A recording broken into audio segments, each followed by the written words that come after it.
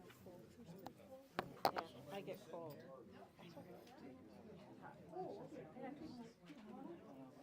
You're too young for that. I brought my two others. Are you really comfortable right now? Oh my gosh. I didn't go.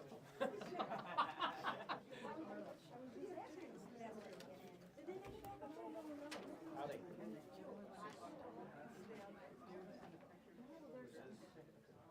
If you want, that's a petition for Sandy. Hello, to hello. run for county commissioner. I'll just, Pass it around, she has about half. we're gonna start here in a few minutes, so if you wanna kinda get some snacks in the back, there's coffee and all back there, and then we'll get started here shortly. He's sick.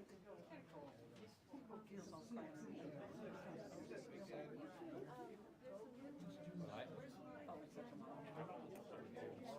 Deal with the camp out there. I told you. He did. He did. But I was no longer, I made sure, no longer, what do you call that? Yes. I was, it's still kind of hanging around, but it's, now it's kind of gone off it, whatever the court is. Yeah. Well, they told her, I said, you need some, it's a natural problem. Horseradish, onions, and ginger, juice it, and then add raw apple cider vinegar. And you can seed the jalapenos if you want to get rid of the heat. I didn't on this batch. The horseradish was frozen because it's very hard to get horseradish in this town. So I ran it 4 or 6 times. There's some horseradish inside less than 24 hours on its way out. Kim Kay was out for one of our trips in Mississippi. We both got the road. Just about every time we go down there, we drive straight through both ways. And we couldn't get rid of it. All right, everybody, it's 2 o'clock, so go ahead and find your seats, and we'll get started. My name is Sandra Wallard. I'm the chair of the Fall River Republican Party.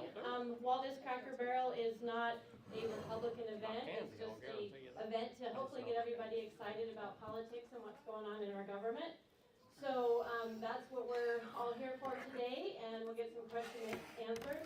Unfortunately, 2 of our legislators had other things that they needed to attend to today and are not able to make it. But we are going to be scheduling some future forums and whatnot, so everybody gets a chance to talk and introduce themselves and that sort of thing. But today we're mostly focused on just what's been going on in the legislature. We're a little over halfway through. So Brett Nadagal is going to moderate for us for about the first hour or so. We'll see how things go. And then there may be some time at the end where if anybody who's pulled a petition, they can come up and say like 30 seconds or less, introduce themselves. There's petitions circulating, of course, and we're just going to embrace these next couple hours, getting involved in government, ask questions, and hopefully learn a lot. So I'm going to pass the mic real quick, though, to Amber Hulse, and she's going to lead us in the Pledge of Allegiance.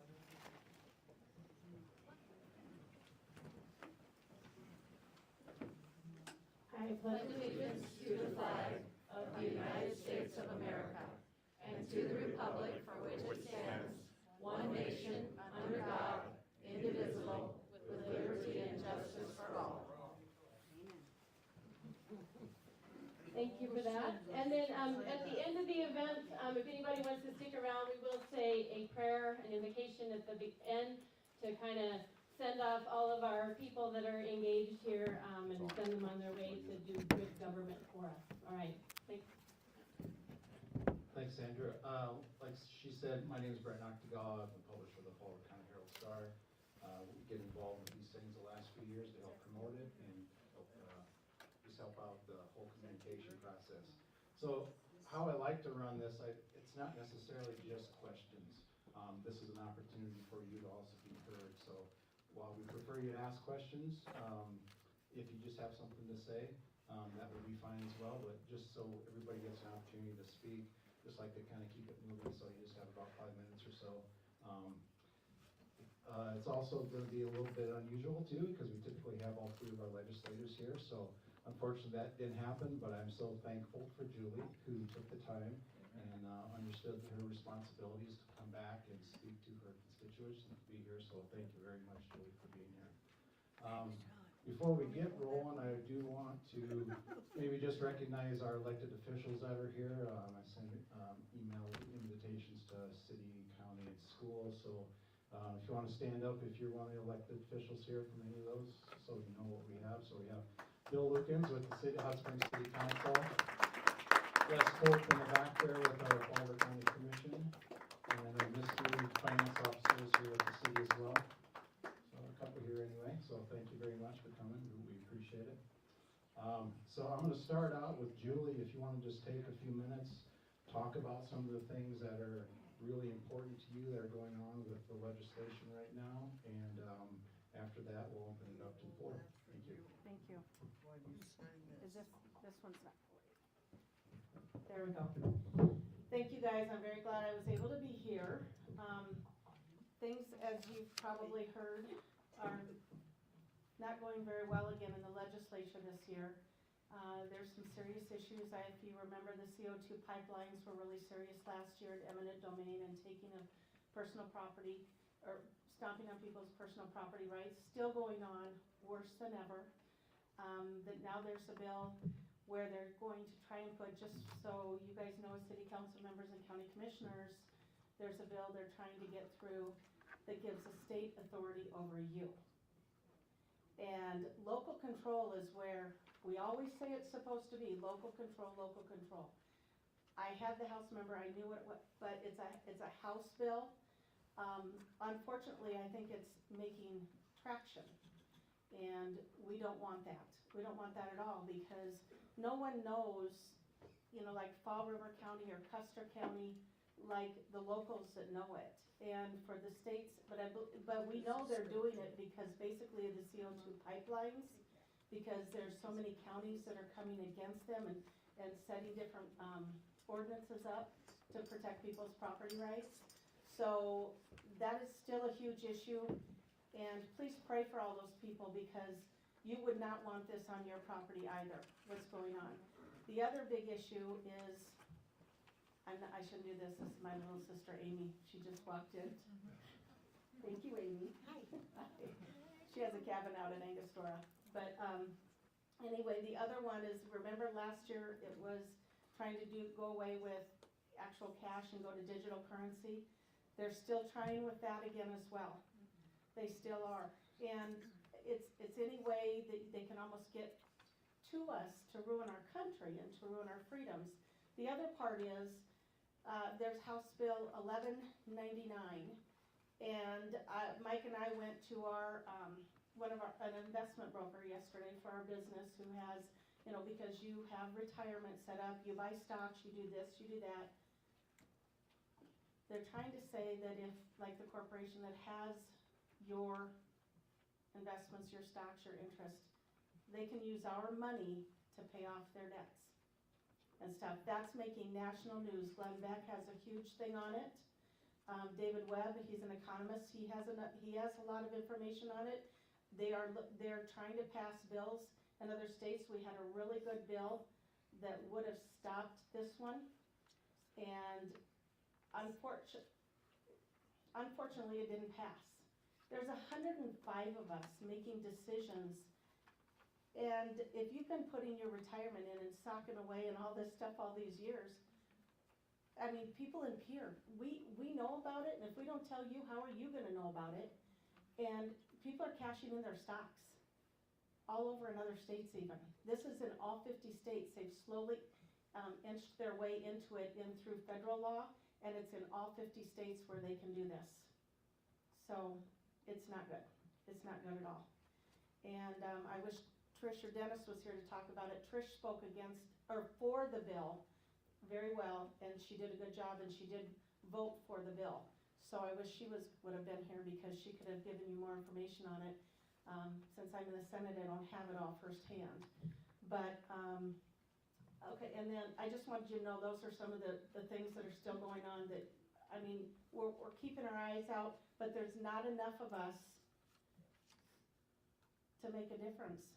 we only have about 22 of us out of 105 that are really, really trying and bringing good legislation, and everyone gets our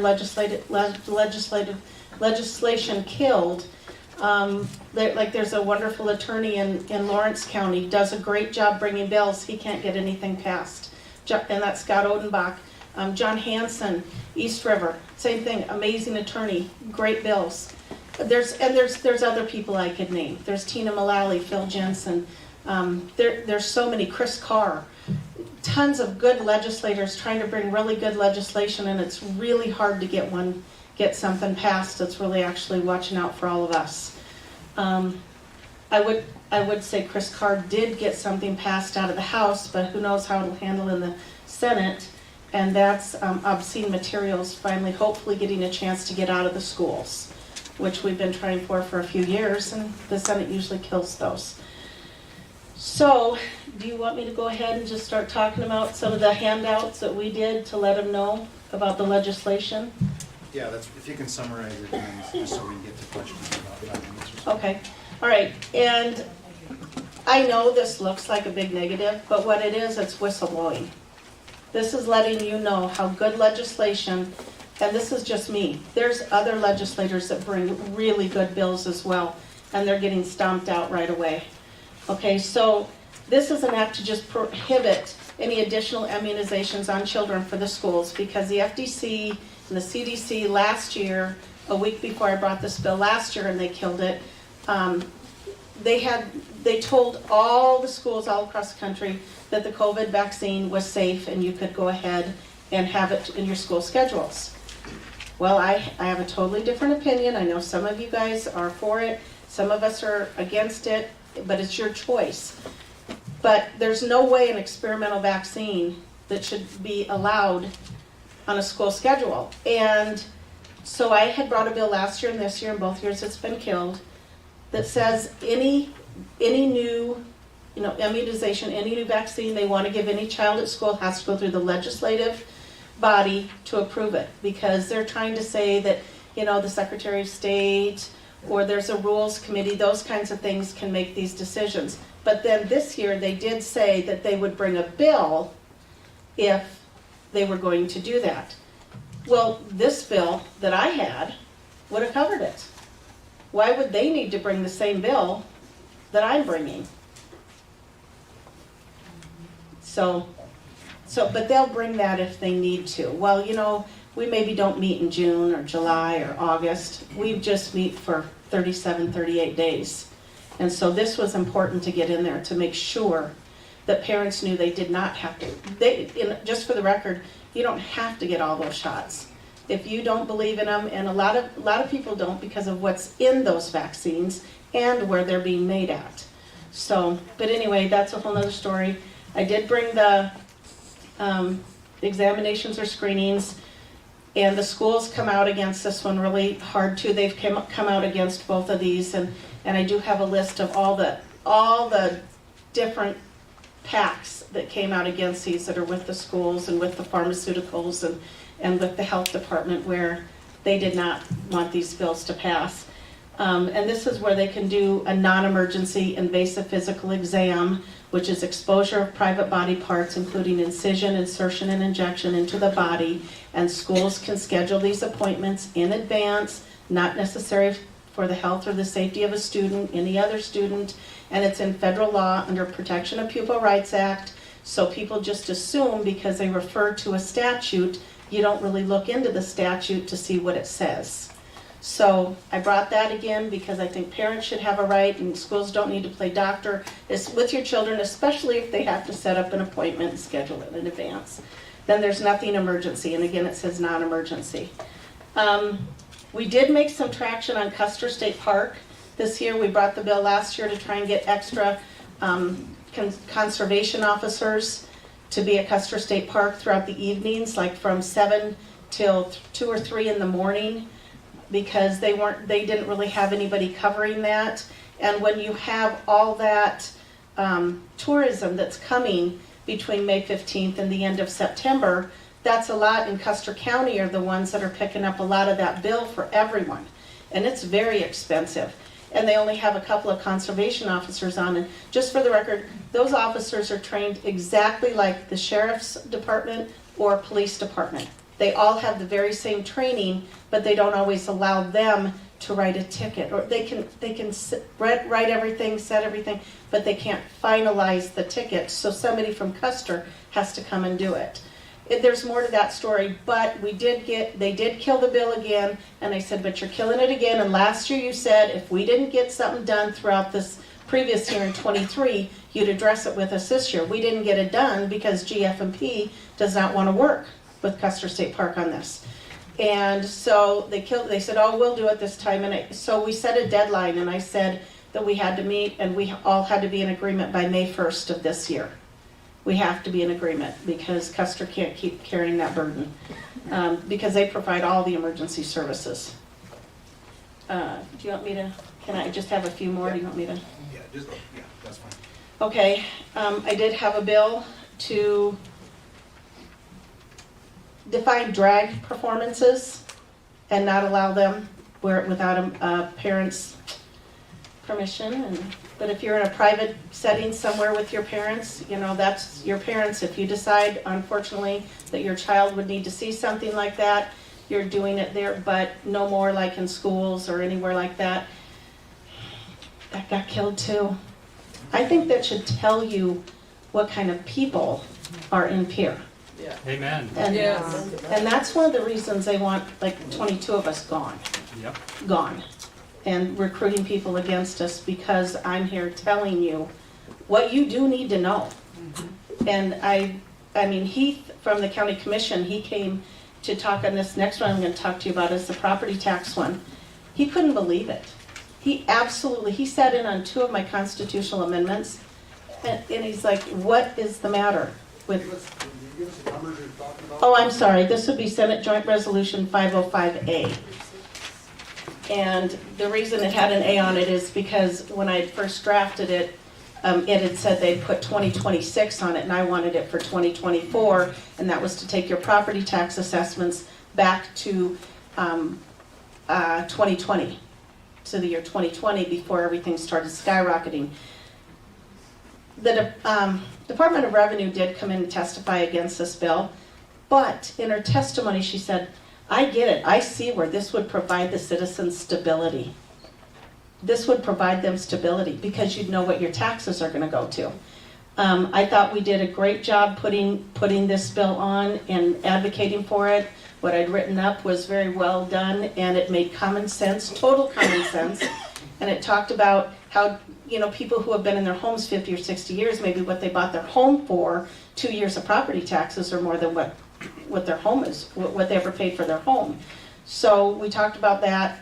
They didn't care because the Department of Revenue came in and said, what are we going to do? We need this money. I said, pretend you're in inflation and you go back to 2020. Or a recession, a recession and go back to 2020. You don't need the money. As far as I'm concerned, you've had a few years of a good bonus to get extra money. And you guys, we waste money like you can't imagine. Yep. You can imagine. Oh yeah, it's bad. It's bad. So, okay, so that one, so what my plan is for that one, and it's already drafted up because we've done this, is I can submit it now to the voters. We need to get over 35,000 signatures, and we can start getting signatures in November of this year. And I have 18 months to get those signatures. And then we put it on the ballot, and they said, I'd recommend if you do that, you put 2026 assessments. And I said, nope, we're sticking with 2020 assessments. But it still is a couple more years of high property taxes.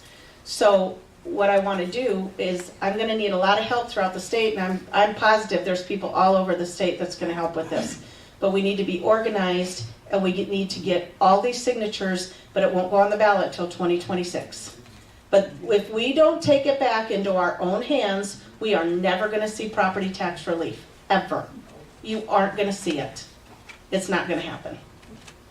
Did you have a question? Oh. Yeah, I did. Because I argued with a guy from the Department of Revenue. You don't argue with anybody. I know you. And the only thing that he could come up with was, do you want a state income tax or do you want higher property taxes? And I said, that's the wrong answer. Now, my my one question is this where Christy Nolan found the $200 million for workforce housing was from higher property taxes that are left over from the counties and the schools and so forth, that she could give to her star developer? Right? Those, yeah. Oh, You know, okay. there's all kinds of money that's left over, you guys, all kinds of money that's left over. And at the end of the year, you meet with your WIP group and you decide where you want these millions to go. Oh. And Okay, now, my other question is, on the same, why I argued with that guy from the Department of Revenue, and I argued with our governor, Christy Noem, of course, you're gonna tax the people that provide housing, which is my wife and I. We have for 30 years in Hot Springs, we provide rental housing. You're gonna tax us more so that we can give it away and compete against ourselves. And they said it was because we're so greedy that we charge more for rent. My whole contention is when property taxes go up, who pays the extra property tax? Who pays it? Does anybody know? It's the end user, it's the tenant, and that is in the form of rent. correct. And that's why this bill that we had here, and Tricia's was a good bill, but hers only was for homeowners. This one, it was better than nothing though. But this one covered all commercial Did it go through? buildings. No, it got killed. Okay. But Well- but at least it was a baby step. I can't say it was terrible because it was some sort of relief for homeowners. But this one includes all commercial properties, all homeowners, farmers, ranchers, if you just own land. This includes everyone. Everyone would go, their assessments would go back. Because we should not, and I said it, we should not be punished because other people came here from out of state and paid too much for their housing. That's not our fault. We're the ones that have been here. And another thing is with the excess that we have, my whole thing is we don't need all the money we're taking in. We don't need to overtax everybody because we can cut our spending. We're not, when they say that, that's just to scare you, the state income tax. That, to me, that's just a scare fact, you know, frighten them.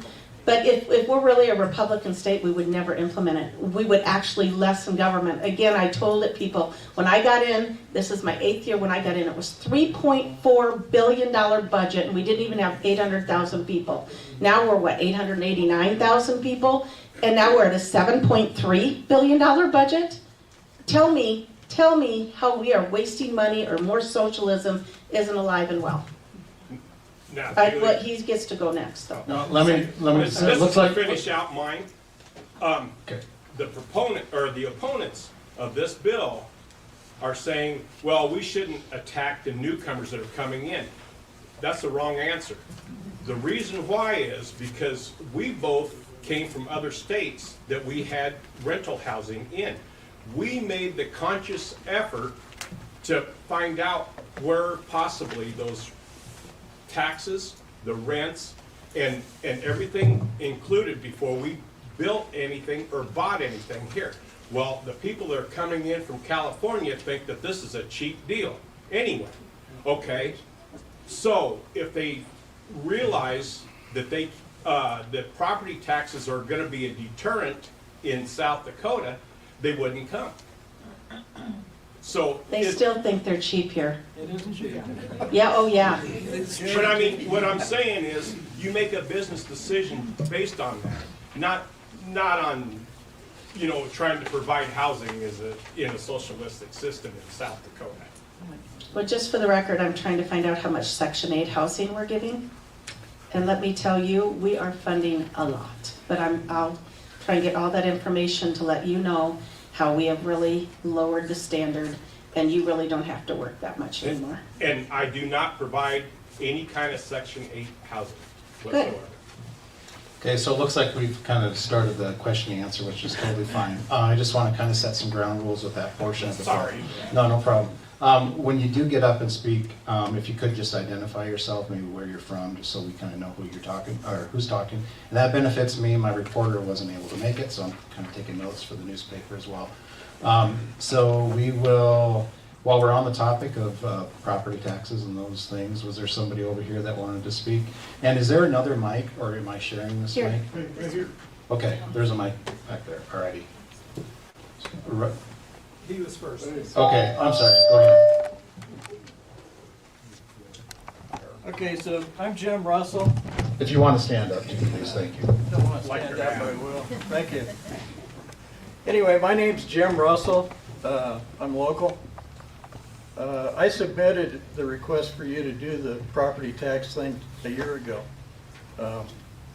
My bill would be a little bit different, but I appreciate the fact you did it. But my question comes in about not just this bill, but every bill I see on this piece of paper. Do these people work for the WEF? Yeah. Yeah. Yes, Okay, they do. so my next question is, are they bonded? Do they work for the who? World Economic Forum, Economic Mr. Forum. Schwab. Okay. I believe that there's people who probably get big donations from different PACs that help fund these. There's got to be a way they're filtering into our state. Okay, but There's- you got a list of the PACs, right? There's a list of all the PACs that provide money to everybody at the Secretary of State's office. Okay, that's what I'm looking for. Now, my other question was, is everybody bonded? Surety bond. Surety bonds? Yes. Oh, us Yes. yes. You have every- surety bonds? Yes. So if we submitted FOIA requests, we could get that, right? You should absolutely be able to get it because Okay. transparency is supposed to be really good in South Dakota. Well, it may have to get a little bit better. Because I think these people are totally against us, they're all against the American population. And, oh, by the way, there's an oath in office that they signed when they did it, just like I did when I became military, and they're breaking the oath, and they need to pay for it. That's all I Thank you for got. your service, by the way. Thank Too you. bad. And I have, and other people have brought property tax relief bills much easier, not like a constitutional amendment. And that was another difference between Tricia's and mine, is mine would go into the Constitution so it couldn't change or be altered every year. This one would have been in our Constitution. Yeah, that's what I need, yeah. Yeah. Bob, Do go ahead. changes in the Constitution. Oh, right back here. Robert Yeah, Ball, Bob. I'm here in Hot Springs, and I'm in Hot Springs here. Thank you. I don't want to drone on, but I am very interested in the property tax issue. But let me start out. I wish that you would extend to your colleagues at the state how appreciative I am of the greatest tax relief bill that they've ever passed in the state of South Dakota. I am so appreciative of saving that 30 cents with every $100 that I spend. Right at you guys. Now, Don't forget the bingo tax last year, and it was like $12,000. I don't bingo big. I just wanted to make sure. Just to lay a little background, my wife and I bought property in Hot Springs in '99. We've lived here now for 25 years. Since 2005 to 2020, my assessed valuation has increased an average of about 4% a year. Since 2020, I have appreciated at 117%. This past year, I have gone to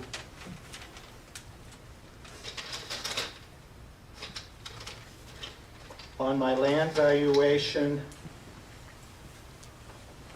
I have increased almost 300%. We are retired, we are in our 70s, we are on a fixed income. We are retired, we are in our 70s, we are on a fixed income. I want you to understand that. Oh, There's a lot of people in this room that are in that same position. To any of the merchants in town that are here today, I apologize. You're going to have $3,000 less from me this year because that's where my taxes have gone up. Levies go down, you say? Property taxes generally go down? Not in my case. I had a 9% reduction in mill levy for the year 2024. I am paying an extra $3,000. My property taxes went up 51%. I can't continue doing this. I I would don't- like to, my question to you, I guess, is what recourse do I have? The only recourse I could see for this next year is I ended up selling about half of my property so that I could reduce my level. I can't continue doing this. I can't. That was one of my arguments. That was one of my arguments. Convey We this to should- your colleagues. They, Otherwise, make available to us who voted against, where they're from, what their email addresses are, and the same thing with the lobbyists, so that we can visit with them. Evidently, your colleagues are not listening to us. that's The other true. thing I would like to have you convey to them is, we don't work for the state. We don't work for you folks. You work for us. We I are your agree. boss. That's why I'm here. Okay, if you can answer a question for me, and I'm an ignorant person in a lot of respects, so you get to educate me. Well, I'm not the smartest in everything, but I will try. Well, you know, both of us may not be in the sharpest knife in the drawer, but I think we can both cut butter.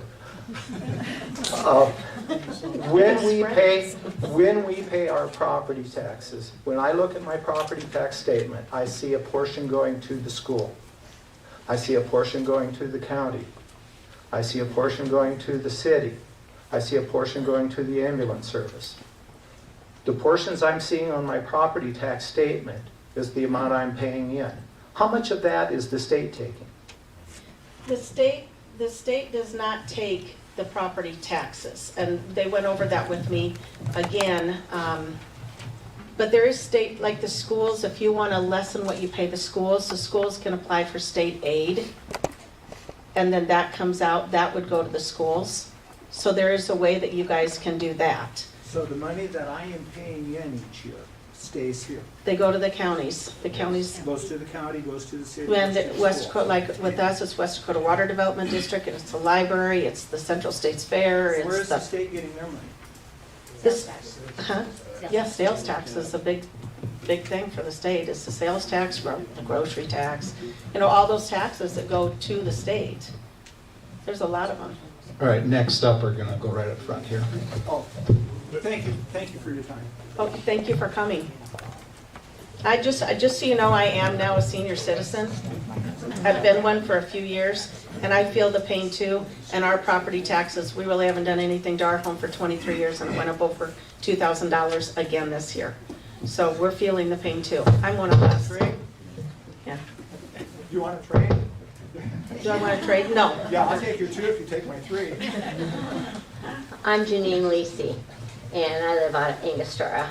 And so I had a conversation with Director of Equalization's office and with the Treasurer's office and about property taxes as well, because we're in our 70s now too. And so I was under the impression that if you qualified for income, qualified for value of property, you could apply for a discount for senior citizens. Well, I'll tell you how that works. Our income is over the $30,000 or the $37,000, but our house isn't over the limit. And I've got people that are my age where their house is over the limit, but their income isn't.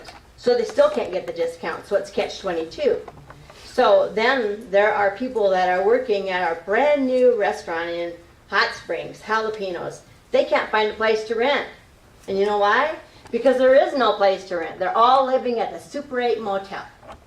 And so because they can't afford rent, if even something does come up, because it's more than half or 3/4 of their income. So property taxes have really gotten out of line. We're paying $2,000 a year more now than what we did 4 years ago. And so, and it's affecting me. And I mean, I thought school tax was 50% of our taxes, but you know what? I'm a numbers person. I know you are. It's over 60%. Did you know that? And I don't even have kids in school. I mean, I don't mind paying for the schools because I think the schools are important, but we're also paying for Oric School, Edgemont School, our school. So those we got 7. How many people are graduating from Edgemont? 7 or 8? Why don't they come here to lower our taxes, Because we're having to pay teachers to teach over there that they could be teaching right here. Oh, we could drive a bus over there in the morning and drive a bus over there at night. I'm seeing the waste as well. And I'm a fraud investigator. So, A very good one. You've got a But- reputation. but I do fraud investigations, so I'm looking at how the money is all getting spent, and I look at I haven't even seen budgets for our county or budgets for our state. And I mean, that's where I think I really like for myself, because the numbers I'm a freako for numbers, but if we had a budget, we would know where all that money is going to and what the state is doing with all the money they say they need from us. We had $11 million last year in sales tax revenue from tourism. Where's all that? Plus everything else they're trying to take away from us. We're supposed to be cheap. Now, there's one more thing. There is a family that just moved in out of Angostura from California. They said their taxes are more here than they were there. Really. Right here. Janine, I feel your pain, totally. And we've brought bills regarding age, regarding value of home, regarding, not just other people have brought It's these. going to continue, right? I mean, you guys are bringing it back to the state again this fall. But here's the thing. There's not enough of us to pass it. There's too many people that work for the departments. They're rubber stamps for the department. I can have 8 or 9 proponents. We had citizens that came in and testified. He came in and testified on behalf of all of Fall River County. I mean, actually, real people that are affected. Department comes in, South Dakota Retailers comes in, Chamber of Commerce comes in, and the Farmers Union comes in. All testifying against this bill that would have been absolutely reasonable, this constitutional amendment, to help every one of us. Because it's always about the money. Always about the money. And I don't think they, in all honesty, and I'm saying this so you guys can record it, I really don't think the majority of them care. I really don't. It's very sad. It's very sad. And I'm saying that publicly, I'm saying that recorded. I don't care who gets mad at me. There's already 22 of us that aren't overly liked, but I'm not there to be liked. I'm there to be working for you and trying to help all of us, because I look at it as I'm in the same boat with everyone else, and I would want somebody telling me what's going on. But I'm going to tell you. I'm not going to shut up. I won't ever shut up. I will always tell you. We'll get to just gentlemen here. I just want to just remind people, like I said, I want comments because I want Julie to hear your feelings as well. Let's try to keep those to a minimum just so we can move on to the next question. So go ahead, sir.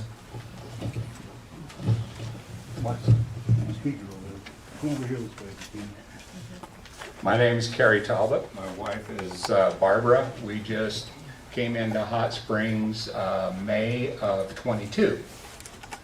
And I think I read, you can correct me if I'm wrong, that the property tax rollback is for those that have been in their house since the end of '21.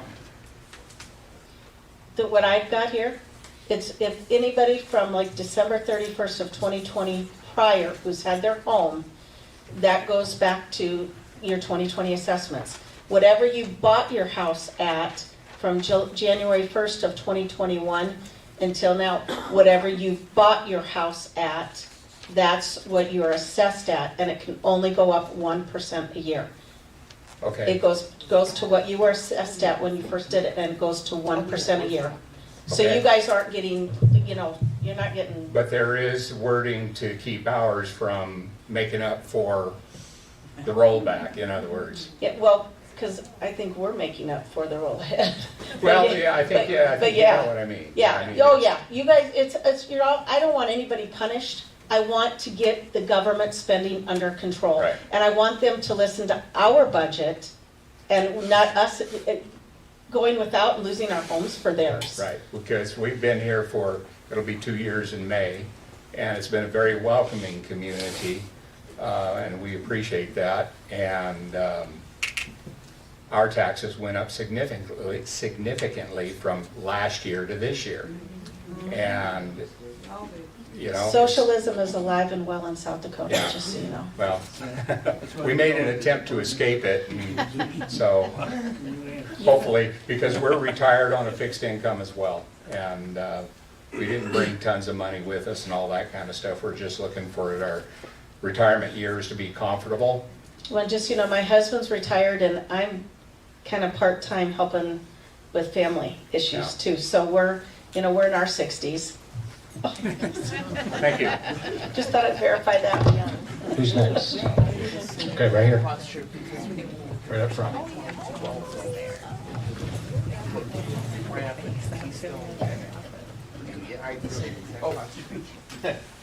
I'm Mark Draver, homeowner just outside of town. Moved here with my wife about 7 years ago, retired. And the reason we moved here was I retired from the military in Colorado, and we're both from East River, and this was halfway in between at the time. Reason I'm speaking is just because there seems to be one little corner that hasn't been mentioned, and that's I have no recourse of where to go. If I'm taxed out of my home, the interest rates are so high, I'd be paying as much for a smaller dwelling as what I am right now for where I am. When the governor started this come to South Dakota thing, I was thinking, oh my gosh, where do I go from here? I love South Dakota, but how do I live? I just lost half my retirement income last Saturday because my wife passed, and so now I'm living on half of that. So, yeah, where do I go from here? I can downsize, but it doesn't do me any good. Hang on, let's get this passed so that you can keep your home. My little sister lost her husband too, not even 2 years ago, so. Right there, Bob. So Did you have one too? you'll be next. I'm going to change the subject just a little bit. I hope you don't mind. I just really think it's important. My name is Mark Sullivan. October of 2020, I was fortunate enough to escape the state of Colorado and come to this state where I firmly believe that the good Lord brought me. There's something going on here that is very concerning, and I lived it. As a retired law enforcement officer and a retired nurse in the state of Colorado, I watched and had to deal with unsuccessfully the introduction of marijuana to the state of Colorado. I can tell you this, in 2000, the state of Colorado legalized medical marijuana under the auspice that it would go no further than that. It passed by 54%. That's not a lot. Less than 10 years later, the state of Colorado legalized recreational marijuana. In 12 years, the combined property and violent crime rate in the state of Colorado bumped them from 13th in the nation to number 4. That is the 4th most violent state for property crimes and violent crime in this country. We're talking Colorado.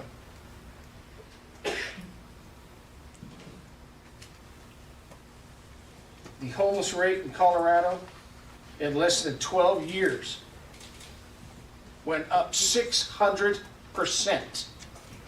Why? Because people got the word that you could do all the marijuana you wanted to do in the state of Colorado. What that has done to Colorado physically, you talked about Section 8 housing.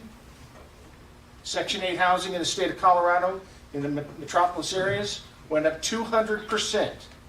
But it did not go up, oddly enough, in the Boulder corridor. That is part of Colorado that extends from Denver, Highway 36, up and through Boulder, Colorado. Go figure. Where do the billionaires live in the state of Colorado? In the Boulder corridor. Where do the liberal socialists live in the state of Colorado? In the Boulder corridor. You drive Highway 36 from Denver, Colorado to Boulder, it is the slickest, cleanest highway you've ever been on. Can't say that about any other highway in the state of Colorado. You can't. They're looking out for their own. The homeless rate in Colorado has gone up 600%, if I didn't already say that. that has put a strain on everybody. Law enforcement, medical services, fire services, the Department of Highways. It's put a strain on it. And where is that money going?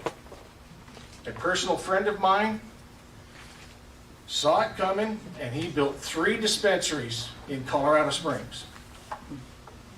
He made so much money, he had to get out of it because there was nowhere he could legally put his money. Can't put it in the banks because it's still a federal law. He was literally hoarding cash money. He got out of the business. It finally came upon him. I've got more money than I'll ever spend. I have nowhere to put it. And he was generally concerned with the safety of his families. Of his family. Is there The point something that is, Julie can answer to? I understand now this state has legalized medical marijuana. Where's the conversation on recreational? Because it's coming. I guarantee you 100% it's coming. And if it passes, you're going to see the horrific numbers that the state, well, maybe not the horrific numbers because the state's bigger, but you're going to see horrific numbers that are going to affect everybody from small town Hot Springs all the way to Sioux Falls. So that needs to be, my opinion, that needs to be addressed. All right, Julie, what's going on with Okay, with well, that in all right now? honesty, some of us legislators look like recreational is already here. Because you did not have to, you could go from, dispensary to dispensary to, and get it. There was no limit. And when you can get your buy one, get one half price, bring a friend to get one half price, your medical ID cards from somebody who's at a hotel, it's already here. But here's the thing. And just for the record, some people are mad at me. I am not for marijuana. I am not for it. If you need medical marijuana and you're 70 or 80 or whatever because you have cancer or something, that's one thing. But when you say I'm 18 and I have a back pain, I mean seriously, but yet you can, do other things that involve your back, work. I mean, I'm sorry, you can't work. What am I thinking? So and I'm being a smarty pants when I say that. It is, I believe recreational is here. I think they're trying to cut back a little bit or kind of cut back this year on some of the looser language. But once it's been put in there and somebody's already, it's only when a law or ordinance is passed, it's from that day forward that you can apply it. It's not later. But here's another thing, since it is illegal federally, Kevin Jensen brought a bill that said every dispensary has to post that it is illegal for you to have a firearm if you have a medical marijuana card or smoke marijuana. And there was people that fought that bill because they didn't want that posted. But just so all of you know, if you've got a medical marijuana card and you have a firearm, that is federally illegal. And I believe that's one of the reasons they're keeping it federally illegal. So that could be one way they can come and take your guns. They have to do something with those 87,000 IRS agents, don't they? That's all their plan. So, yeah. But I do want to talk about gun rights too, but she has a question because I had a gun thing too. My name is Sarah. Just a second. Mike's coming at you. Okay. It's okay. My name is Sarah Peterson, and I'm from Hot Springs. I've lived here about 23 years. And my property taxes have gone up too.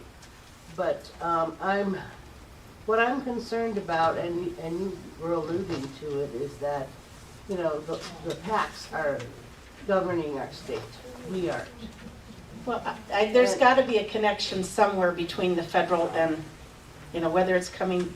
Well, and they're lobbyists too. I mean, Oh, they're yeah. lobbyists, and they're giving money to campaigns for voting the way they want them to vote. And I want to know what we can do about this.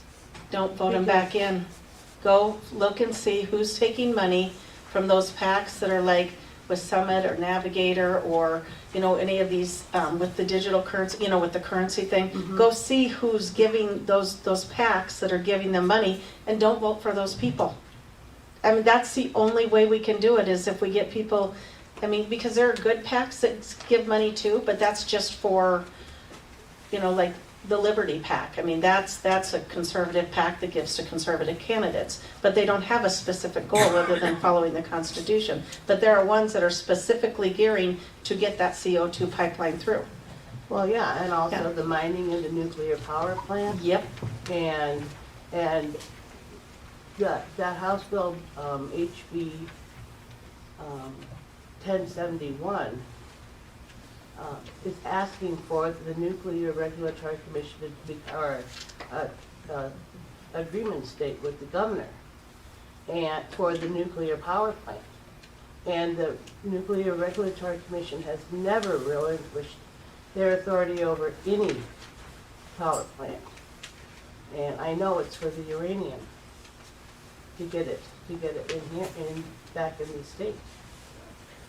I have to tell you, I do agree with you with the uranium, and I know that Hot Springs passed something saying it was a nuisance, an ordinance, that you did not want that. But I do think that's a backdoor way to get to the uranium. Is that what you're thinking too? Oh, yeah, Yeah. absolutely, because they're billing it. I listened to the hearing that the House had, and all they talked about was nuclear power. Didn't, And they that totally didn't passed mention- too, didn't it? To the House, it Yeah. hasn't been to the Senate yet, because I'm ready to go to testify. Okay. And they're covering it up.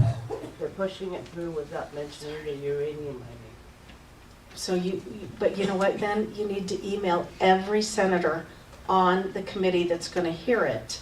You know, look up, it'll tell you what committee's gonna Well, hear I'm that. gonna go testify. No, but email every senator beforehand, so that they know, because let me tell you, when I went to testify against Senate Bill 20, I think it was, and then 5001, where they're trying to let Democrats and independents vote in the Republican primaries, that's one of them, went there, they only gave 10-minute proponent and opponent time. And the room was packed, full, ready for people to testify. So it's another way to shut you up. So that's why I'm saying at least email them in advance and don't make it super long or they probably won't read it. I read. I do, but I think there's a lot that don't. You know, and we're not being represented. Well, And it's frustrating because, you know, I don't know what we're supposed to do. We can do all this stuff, but then there's no reaction or results from what we do. She knows how you feel. Thanks, Yeah, I Sarah. know, So you're I in the same position. Yeah. I know, I've heard you echo that. Thanks, Sarah. And we try really hard, but there's not enough of us. I just can't say it enough.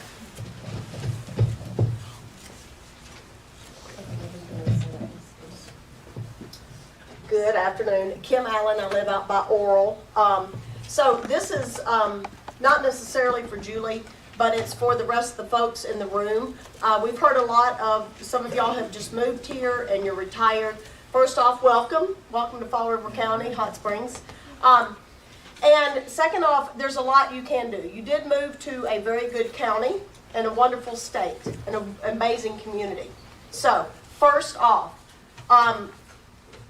this state at the county level and even at the state level is very easy to get involved with, okay? And very easy to get your voice heard. At the local level, our county commissioners are wonderful. They are listening to us, but you've got to come to the meetings and you've got to talk to them, okay? It's not hard. I work. I'm not retired. So show up. Show up at the meetings, show up if you're in the city of Hot Springs or whichever town you're in, show up. Let them know you have their support and how you want them to vote. Give them information. They don't have time to go through all the information.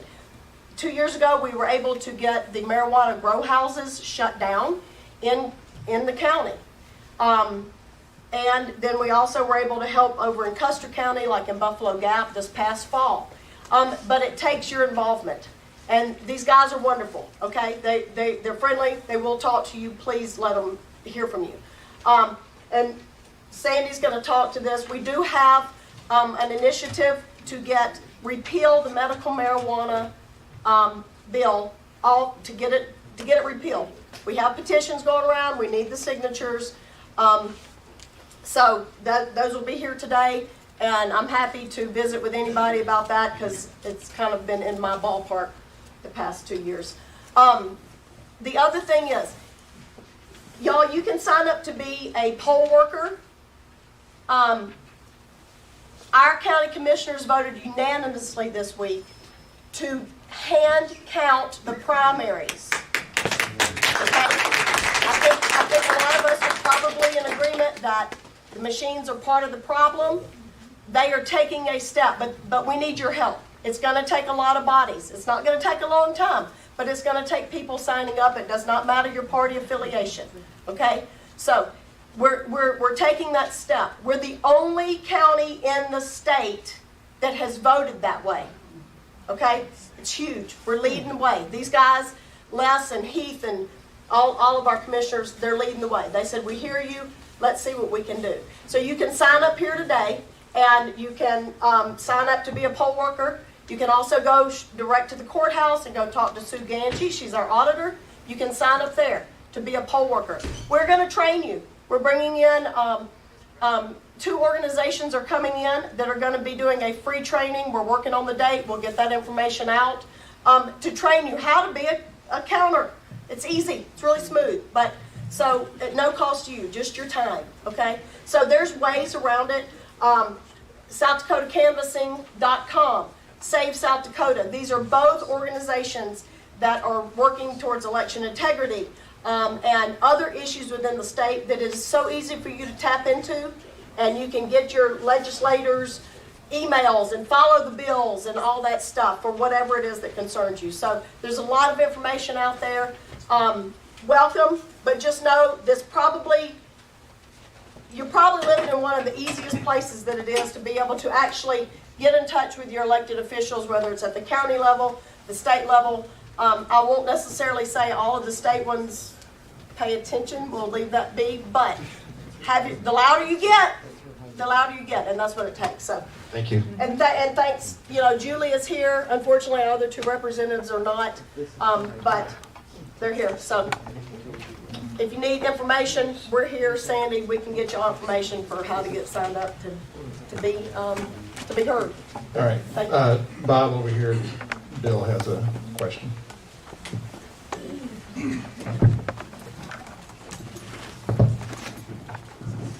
Thanks, Bob.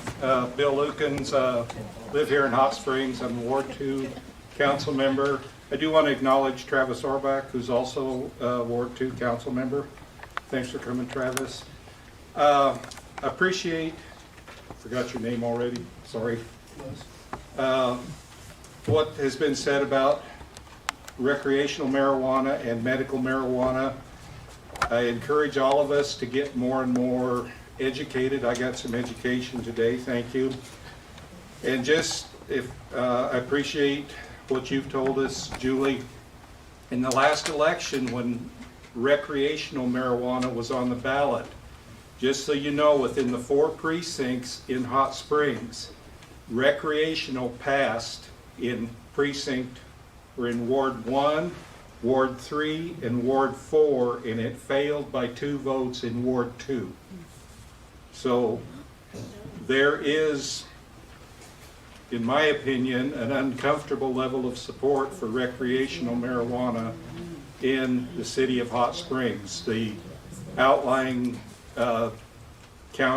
precincts outside of the city is what caused it to fail in Fall River County. So we need the education, the facts of what's going on so that we can make an educated check mark on the ballot. So thanks for bringing that information.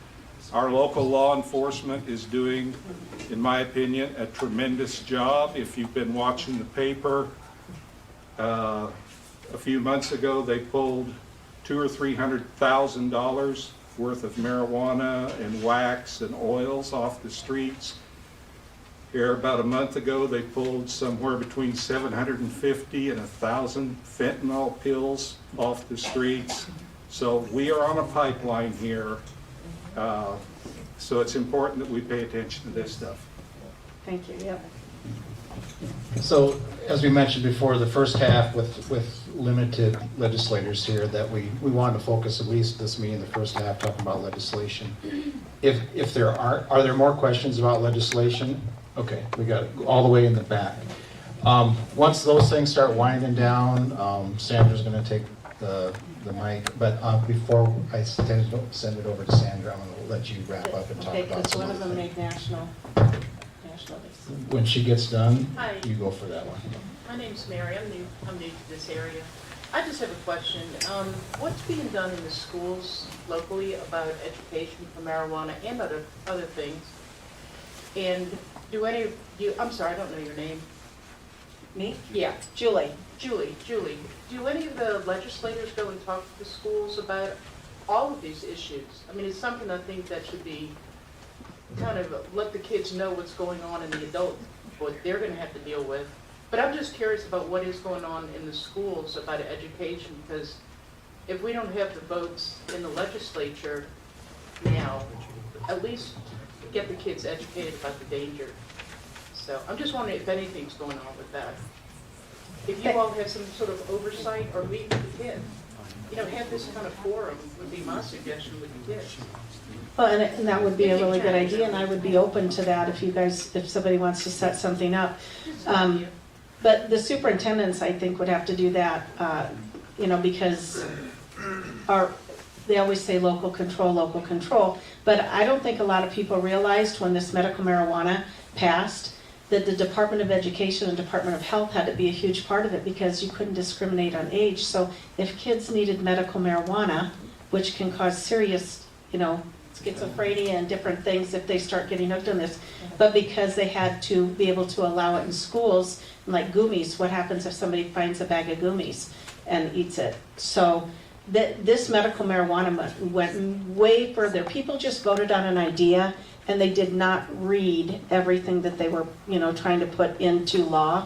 But I agree with you. Kids need to be told about it. We were at the credit union a couple weeks ago, and there was a young family. I don't know if they're young, maybe late 20s, and they had a little child with them. You could tell that they were smoking pot all around their child. It stunk so bad, it was terrible. And I mean, I wish parents were a little smarter on this issue as well, but how do you educate them? But kids, it would be a really good idea. So, I can maybe reach out to a couple of them and see if they want to do that, or if you guys want to do it and set it up, because we're still in session, so maybe you guys would have time to do that. But I think it would be really a good idea to say, hey, it's not as cool as you think it is. It's not cool. So. Yeah, Julie, if you want to go ahead and get into some of the other things that you have there. Okay. I missed somebody? She had Okay. one question, and My then after that apologies. question. My apologies. Go ahead. Hey, I'm Joni Russell. We've been in Hot Springs about 7 years now. We love it. Okay, I wanted to talk about number 8 here, the resolution 511 about the illegals, basically. Yeah. About ensuring that only citizens have a right to vote. So I put 2 questions. Who in the world would turn that down? How was that killed? I mean, doesn't everybody agree that only citizens should be able to vote? How was that killed? Senator Schoenbeck made the motion to send it to the 41st day.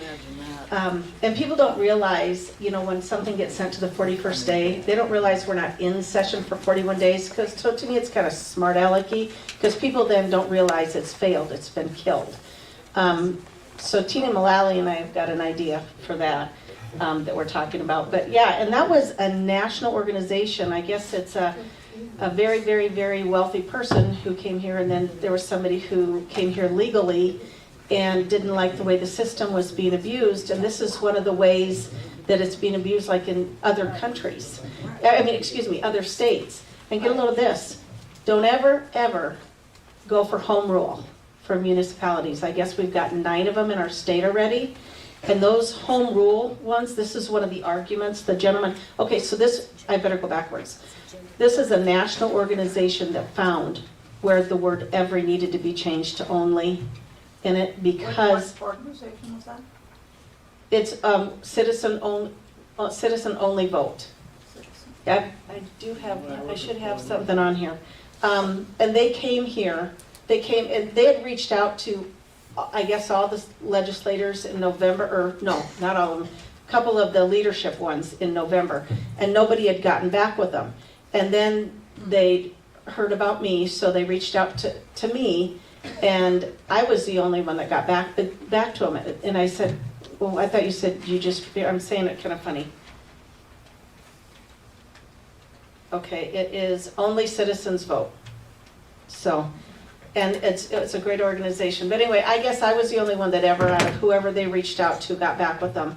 And they came to Pier, two of them came to Pier to meet with myself and Tina Mullally, because I wanted her to do it in the House, because I needed a co-sponsor in the House. I said, this is perfectly good common sense. He said, with all the illegals and with home rule, when you have home rule, the city can determine who's a citizen.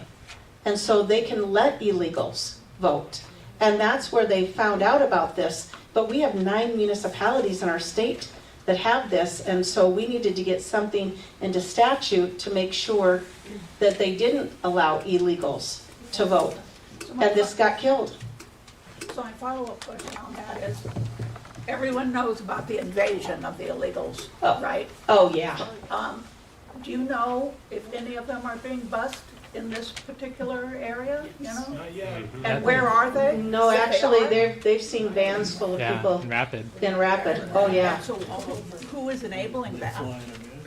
I would say the federal government is putting it through, and then some. No, are they being, that's, yeah. Yeah. And just so everybody's clear, home rule is a really deceptive term. They make it sound like they're giving power to the cities, but what they're trying to do is they're trying to circumvent state government and make this is what like Californian cities use for sanctuary cities, ban gas stoves, all this stuff. So home rule sounds nice, but it's very deceptive. Correct. Yeah. He's spot on. So, but again, it's common sense. Every bill that I brought, a resolution that I brought, is common sense and good for the public and great for our state and the people, but they're protection. And they get killed, and so that should be huge red flags for all of you. And I do want to talk about Senate, and that was Senate Joint Resolution 511 she talked about. And by the way, he was a pleasure working with, and we're still looking at seeing if we can hog house another bill to put this in and try it in the House now, to start it in the House. So we're not totally giving up on it. Okay, just so you know. Is this organization in a South Dakota-based organization? No, this is not. This is the national field director for this organization came and met with us. So it was really nice. His whole heart was into this. He was very happy to be part of that organization. So that's an organization I don't mind working with, because they are a diehard America First organization. As radical as some of these states are, and as Washington D.C. has become, they are now looking. There's certain people, I guess, looking at reinterpreting what our Second Amendment rights are, trying to pick apart that. And so this is something that a lawyer, an attorney, he likes to be called, in Rapid City has been watching and doing this kind of law for 44 years. And he asked me if I would bring this, and then Tina Mullally again on the House side to do some of it as well.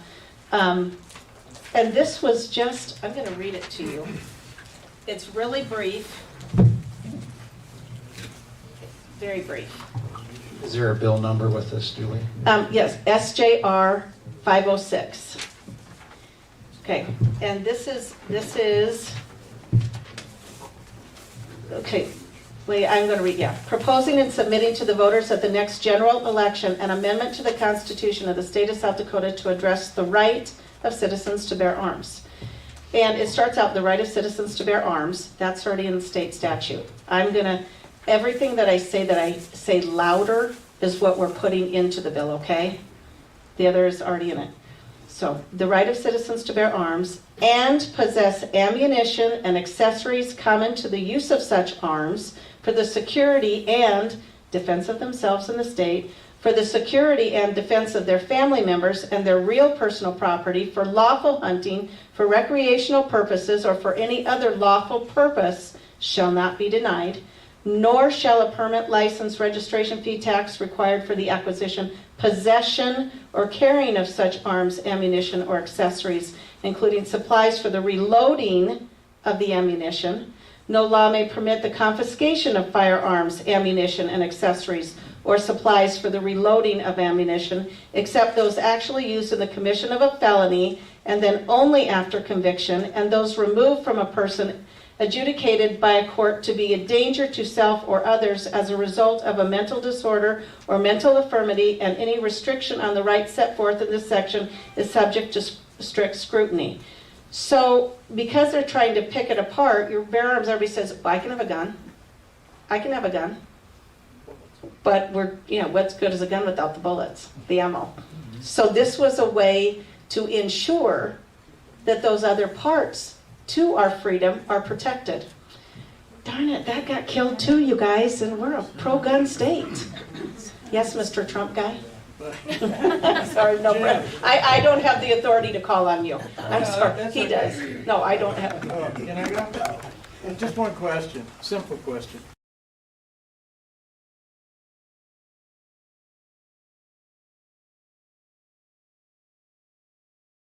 They're going to kill it again, right? What do we do from a Fall River standpoint to put laws in place here to make sure that they can't come in here and take us over? I guess I don't see a reason why you couldn't. I don't see a reason why we couldn't either. Maybe we need to work at starting the snowball, and we get other counties to do the same thing, and we turn everything against these assholes. But the only person who, the only sheriff I know that is a constitutional sheriff is sitting right there. He's the only one in Custer. Marty. Really? Yep. Marty Is it McKaylee. doable? Marty, you couldn't get out of here. He's trying to hide. That's Sheriff Marty McKaylee. He's here, and he is a constitutional sheriff. And he's met Sheriff Mack, and he's like the only real deal we have. The only reason I bring up that question is because my understanding is counties have the ability to do that legally. And if we can't get any response out of the state, we need to go to the counties and start a snowball. Amen. Les, you want to go ahead and start that? Yeah, first and third Thursday every morning at 9 o'clock. Yeah, I was just going to say that. Yeah, county commission meets twice a month, and you're welcome to attend those. Take this joint resolution and run with it. I'd be more than happy as long as we're not in session. I can come up on the Thursdays. I try and come up to Fall River County Commission meetings. I attend Custer ones occasionally as well. But no, I would be more than happy as long as it's after March 7th to come and let's get something going. Okay. Interesting. Chet Ellsworth, Rapid City. I want to address what this lady was talking about over here. Who is enabling the illegals? It's your state. In Bill 1057 coming through right now, they have a bill that says we're going to produce a whole new commission, a whole new form of government, all with appointees, with no term limits, and they're going to help the indigent people. When you read the definition they've got of indigent, it's the illegals. Isn't it 1057? 1057. Okay. Now it's got two other bills that are approaching it from different angles. One's to finance it, that's Bill SB 131. 1084, 1023, all of those are putting together this monstrous thing. They're going to open it up down here in the new 14 St. Joe building that the commissioners just bought for $5 billion that they didn't have at the time. They can't explain where they got it. The PDO office is going in there, and they're going to process these illegals. They're already doing it. You could pull these bills up on the website, read them carefully. Oh, they're real innocent. We're just going to have a commission to bring in and help the indigents. When you read the rest of the bill and then take a look at what the county's doing and where the money's coming from, and this is backed by our governor and the chief judge. Yep, you're right, the Chief Justice did bring Who's it up. enabling it? It's already being done. They're going to make so much money off of bringing these people, just like the rest of the states. It's like California. Yeah. California. Thank you. And Chet's the one that brought that to my attention. He printed it out and brought it to my desk in Pierre. He goes to Pierre every now and then. And he explained, and we went over it. And I was totally impressed with somebody who paid a ton of attention. It is nice when all you guys, anytime any of you see something, please don't be afraid to let me or Trish or Dennis know, because we can't follow everything, because there's like almost 600 bills, I think, again this year. So it's really nice to get a heads up if there's something that you guys are paying attention to. So. This is all coming down this week too. It'd be nice to have people show up. Your representatives are right there, and they're gonna vote for it. They're gonna put it in if you don't say something. House bills have 4 numbers, Senate bills start with 1, 2. They'll go up to they'll just go up to 3 digits. Go ahead. Julie, I love your work. I'm J.R. Harry from Pringle. And my wife and I, Mary, have had a rental business down here in town for 30 years.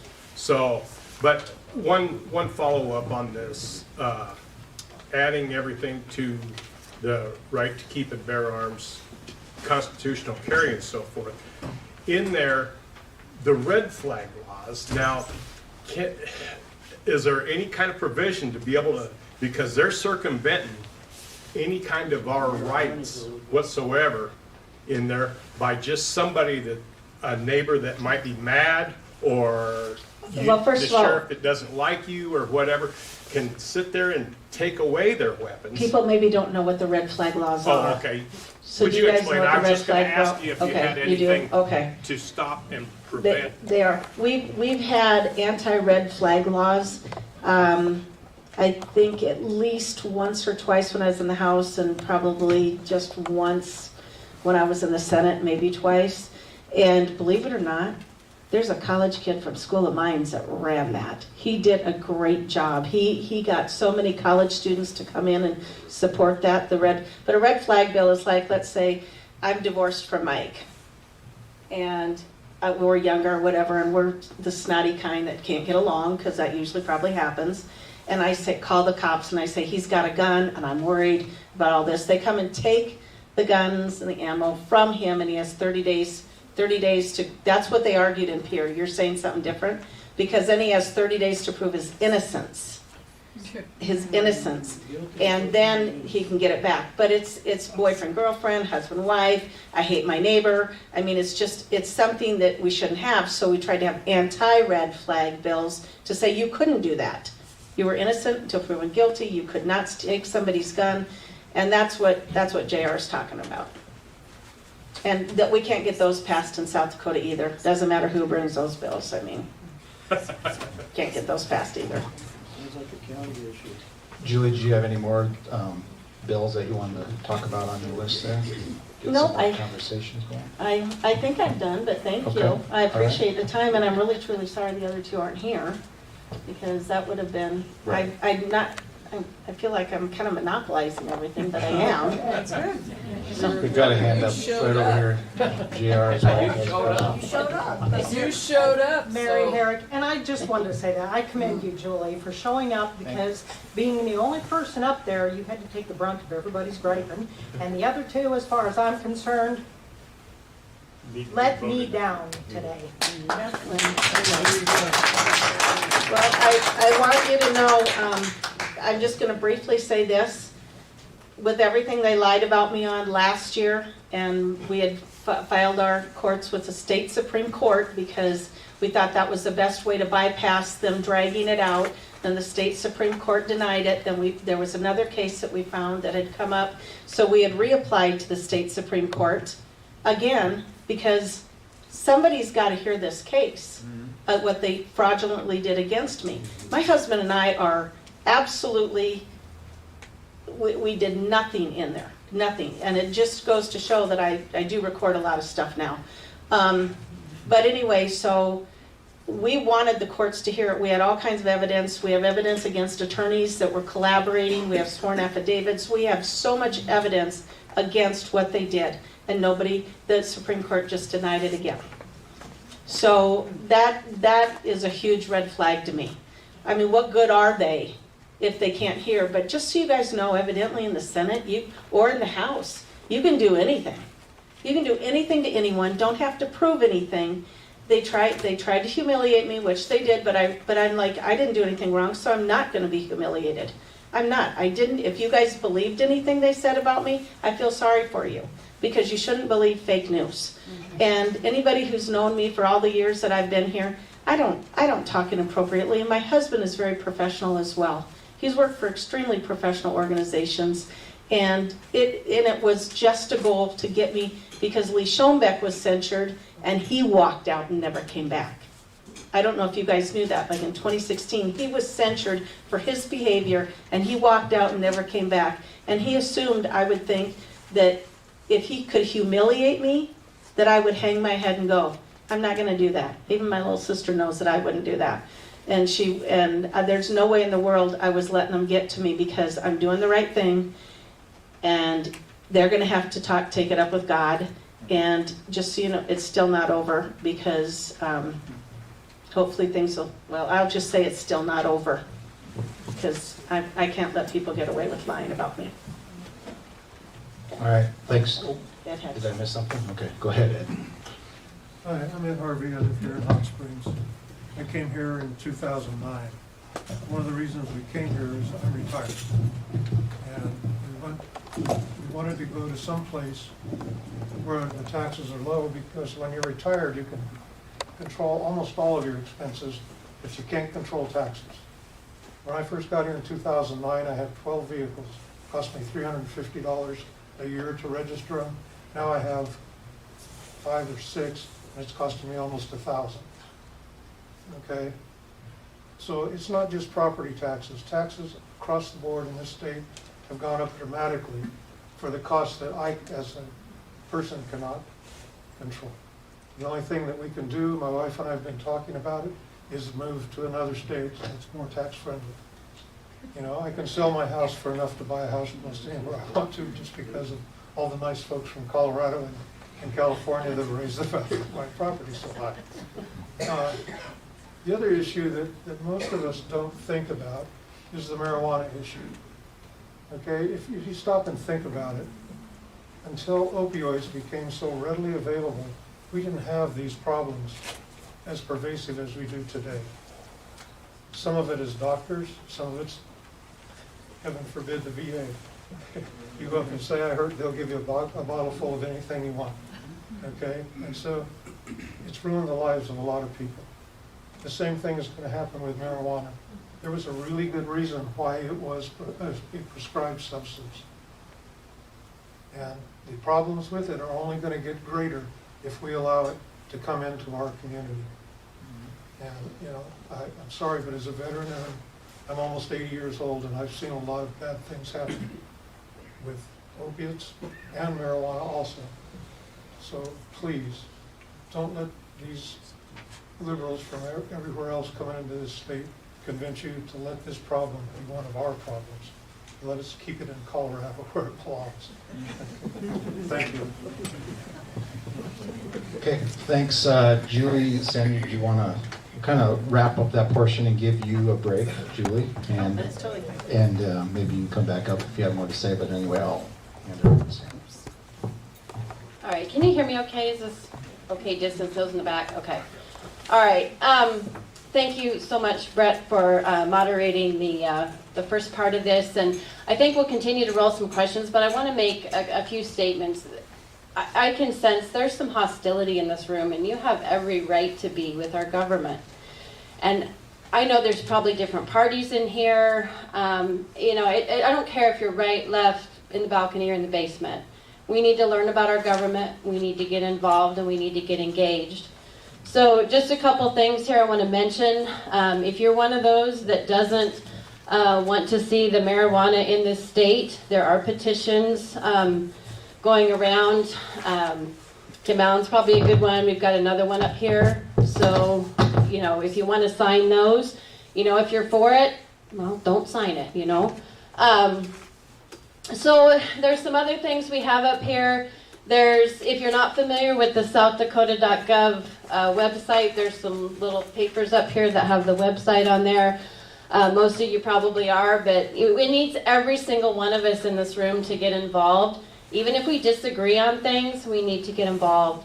If you want to know what your emails are for your legislature or whatever, yes, you can go on that southdakota.gov website. But if you want to, you can take a picture. There's ones here both for the House and the Senate. How to participate remotely. Some people in here have gone to Peer and have testified and stuff. I know Matthew Monfort and Kim. I know Les, I'm sure you've probably gone up there too. So, talk to people in this room, afterwards, mingle a little bit, learn how to do these things. And I'm not a lobbyist for Citizens of Liberty or anything, but I just want to bring a few points out. So, Citizens of Liberty, I look at what a group's mission statement is first. So they will resist irresponsible tax and spend policies. Well, obviously we see that going on.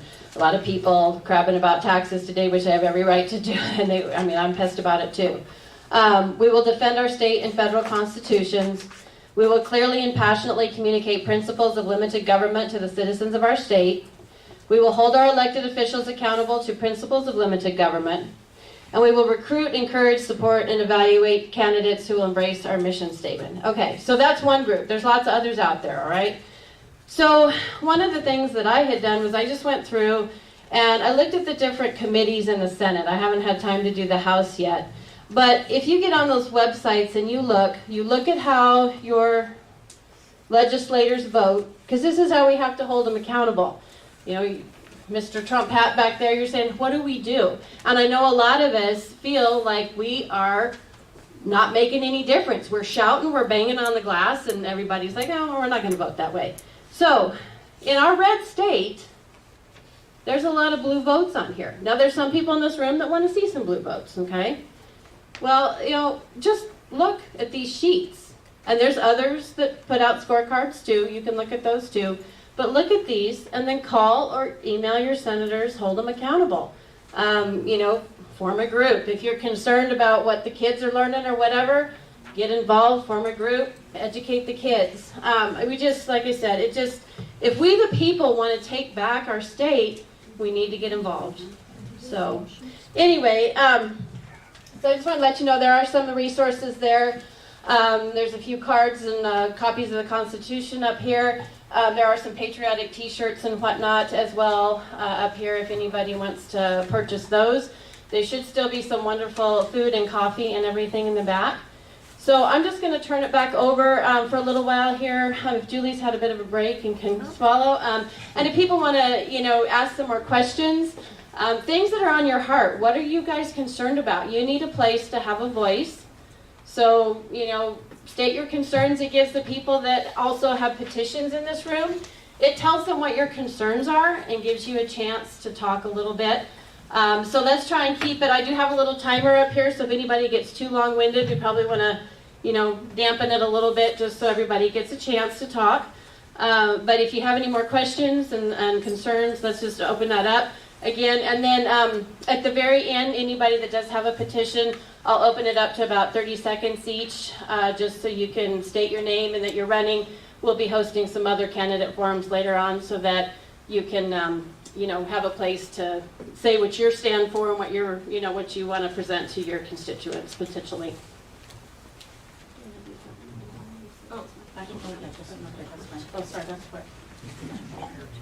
I just want to make something really clear to everybody. There's a group of us that we follow the Constitution. Yes, I'm far right. But if there's a Democrat in here, an independent in here that gets upset, you shouldn't be. Because our Constitution says we the people. We the people. And I don't pick a party. But am I going to go for drag queens in schools? Absolutely not. But I don't know that all Democrats are for that either. I'm going for the protection of the children. But I just want you to know that there's a group of us that do try and take everything at a constitutional, we look at that perspective of it, because that does not pick a party. It says we the people. So just wanted you to know that. Do you want me to just call on them, or? Yeah, no, that's fine. Okay, I want to make sure you have job security. No. Sorry. We're kind of working with a new format here this year, so we're kind of winging it. Go ahead. Judith McPherson, my husband Bill and I live just across the city limit line there in the county. I wanted to ask about HB 1080 on here, which prohibits surgeries and treatments for the purpose of gender transformation in minors. That was from last year. Okay. Oh, or you want a scorecard? No, I just wanted to ask, it has a yes here. Does that mean that it passed completely through the House and the Senate and it is law? It did finally pass this last year, but we could have saved children in 2020 because that bill was also brought in 2020. It was House Bill 1057, and yeah, but we could have kept children from making that decision 3 years sooner, but it did finally pass. Is there any other planned legal structures against this type of thing? Is there a core of legislators that are interested in this and have You mean in revoking it? No, in passing more, specifically dealing with parental rights. And I'll tell you, our family has been completely devastated by this issue because in 2 other states they have completely stripped parental rights regarding this issue, where children even as young as 10 years old can do these types of things. Even, for example, the state of Washington has passed a law making it a sanctuary state for children who believe they're transgender. They can run to that state, and the state will not even tell parents where their child Well, is. yeah, or I've heard what's going states on. are kidnapping the children. They actually use the word states are kidnapping the children Exactly. And from I the use- parents who will not allow their children to transgender. And I use that word wholeheartedly because that's basically what's happened in our family. So I stand here in South Dakota where I have long family history. And to me, it's always been a family-oriented state, partly because it's so rural, and ranchers and farmers and people who have a strong family foundation. And I want the state to stand firmly against this type of thing and for parental rights. So I hope that there's legislators in Pierre who are interested in this and very willing to stand up for parents in not allowing, for example, gender-affirming care counseling to go on without the parents' knowledge. and There was a consent. bill, I think in 2019, Skylar Borglum brought it, and I was on Health and Human Services Committee, and it was about where a school counselor can meet with your child, on something, and they can call in a social worker to meet with your child as well to discuss things without parental knowledge or consent. No.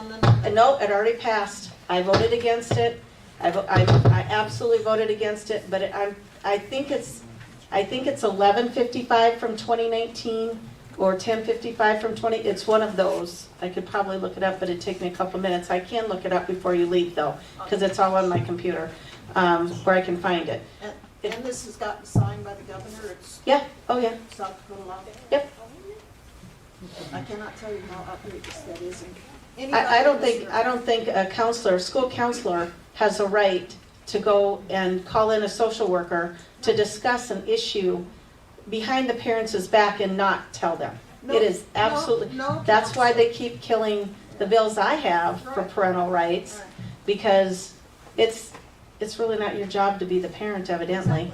Or to literally kidnap your child. Yeah. Emotionally. Wasn't it Montana psychologically. that supposedly, Yeah. Montana that did, yeah. But Washington State, Colorado even, they can go to a counselor without the knowledge or consent of the parent, and what happens from there, the parent doesn't even know. Well, and that's why the Senate Bill 101 to prohibit the conduct of certain physical examinations or screenings, because they can do incision, insertion, injection. So they can inject a puberty blocker, Yep. they can inject any kind of vaccine, they can inject anything. They can put an incision if they think the child's being promiscuous and wants to put this child on birth control, they can do an incision in the back of the arm and insert a birth control patch. I mean, and this has been in federal law for a long time, but one school board sister at one of the school schools accidentally printed the definition of invasive physical exam in their student handbook, and a parent actually read it and caught it. That's what brought it to my attention all these years ago. But I've been trying for 8 years, and no, they won't pass I it. appreciate your stand in that, and I would suggest to anybody in here that has grandchildren, since we're all kind of older, We have 5. stand with your children and stand for your grandchildren, anything that can be done against this type of thing, because it is absolutely devastating. And if you haven't been touched by it now, don't think that you won't be, because we were certainly off in la la land. Well, they can teach gender.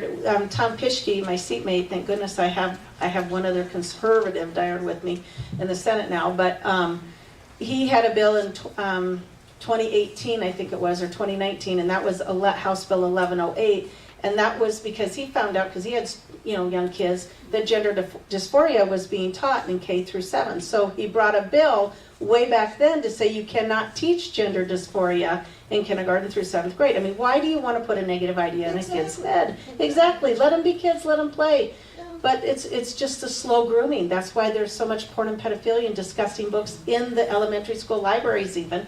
Moms for Liberty is a great group if you guys ever want to know what's in your libraries. I've got her information, and she can tell you, she can look it all up and tell you what's in your libraries here too. So What's gender dysphoria? Wow. honey, do you want to explain it to your hubby later? I don't even know what it is. Oh my I'm 61 years old. I'm way past all of it. That's a young right there. She said she'll tell you afterwards. But thank you for your interest, your stance, and I'm sorry what you stood for here didn't pass. Go back again. All right, I'm going to take a question. I think appreciate Matthew's had his it. hand It up here. just shows they'll go to no lengths to try and do something wrong. Then we'll go back to you. Yeah. Hi, Oh, my husband. Matthew Monfort. I'm from Oral, South Dakota. I'm also a candidate for District 30. So I'll piggyback off of that question in regards to HB 1080, because I was in the room that day. And can you explain why you were not on the committee that day and why you are still not given your committees? Can I explain? And the governor appointed somebody, if you need a refresher, numerous people who have actually voted pro-pornography. Can you explain further on that? I can't explain why the governor's doing what she's doing. I know I would have done things differently, but I mean, she is the governor and she gets to make the choice. But you're talking why I'm not on committees? They kicked you off of the committee. Yep. Yeah. The child mutilation bill. Yeah, the Health and Human Services. To chop kids' genitals off, they removed you from that committee. They did. Yeah. I was on education my first 2 years. When I first started out, I was on education. They'll never put me back on education again because I'm too much for parental rights and protecting children. They're being, Lee Schoenbeck, again, is being vindictive and childish, and I'm sure he'll watch this because I think he kind of does, and watches these things. He and other people have said the same thing to him. I don't know. He's just vindictive. But here's the thing. I still get to go over every bill, and any of the bills that are on consent calendar. I pull quite a few off of consent calendar because that way it gives me a chance to vote on the bills and not just blow through. So there is a way where I can still have a vote. It's just I don't get the vote in committee. But if I was the only no vote in committee, it'd still pass anyway, but then it would have to go to the floor. But if there's no opposition and everybody votes for it, because I'll just say maybe you're part of the good old boys club or something. If you're all in agreement to doing this and it just passes on consent, and I read the bill and I think, nope, that shouldn't be on consent, so I pull the bill, and that way we get a chance to talk about it on the floor. And one bill last year, Senate Bill 1, I was the only no vote on that committee, and because I was a no vote, it got on the floor, and I ended up getting 14 others to vote with me, against this bill. So to summarize, we are still currently being deprived of representation. In committee. As everyone in here is deprived of representation because of what has been done to you. Correct. What was lied about and done to me, yes. And, yeah. And what, honey? Oh, we have another. Just on, like, but it's just on committees though. And I chose to not, I did not get kicked out of caucus. I've been parts of caucuses. This would have been my 7th and 8th year. Actually, to be honest with you, I don't really care about going to them, and other people don't go to them. Tom Pischke did get removed from caucus for supporting me, but he did the right thing. And I mean, he's solid. It's really nice to have a solid person there with you that knows the games that are playing. And he said, once they get you gone, they're coming for me next. He came and said that directly to me. So it's an agenda. It's an agenda. But I am still relevant because I believe I'm relevant. Did you hear that, Lee? I believe I'm relevant because I can still pull those bills off a committee and at least get a floor vote on them. So that way you guys know how we all vote on something. The gentleman here in the plaid shirt. Is it Mark? Yes.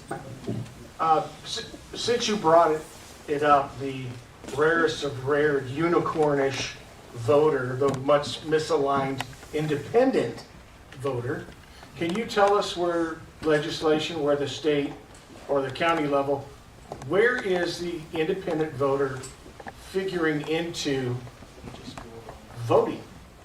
Because I've heard that, well, in Colorado, sorry for bringing it up, there were amendments, there was legislation brought up that basically said the independent voter, because they're not aligned with the party, and correct me if I'm wrong, it could be, they are not allowed to participate in certain In the Republican primary.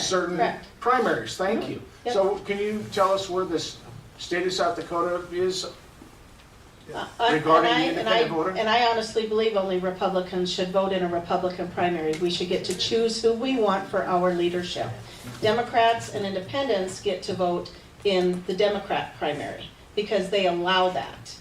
But, you know, if you want to be an independent, that's fine, but we want to make sure who we know and who we know works there and does this. But they have a bill, you know, that they're trying to allow Democrats and independents to vote in our Republican primary. That is a bill that's been a huge fight, and Republicans, by the way, brought that bill. Some of them were in leadership too.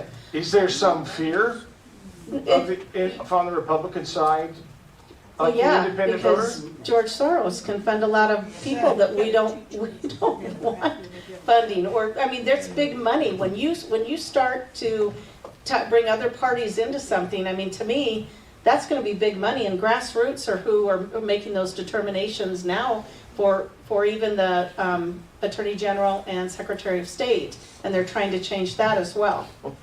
That almost sounds like a form of exclusion.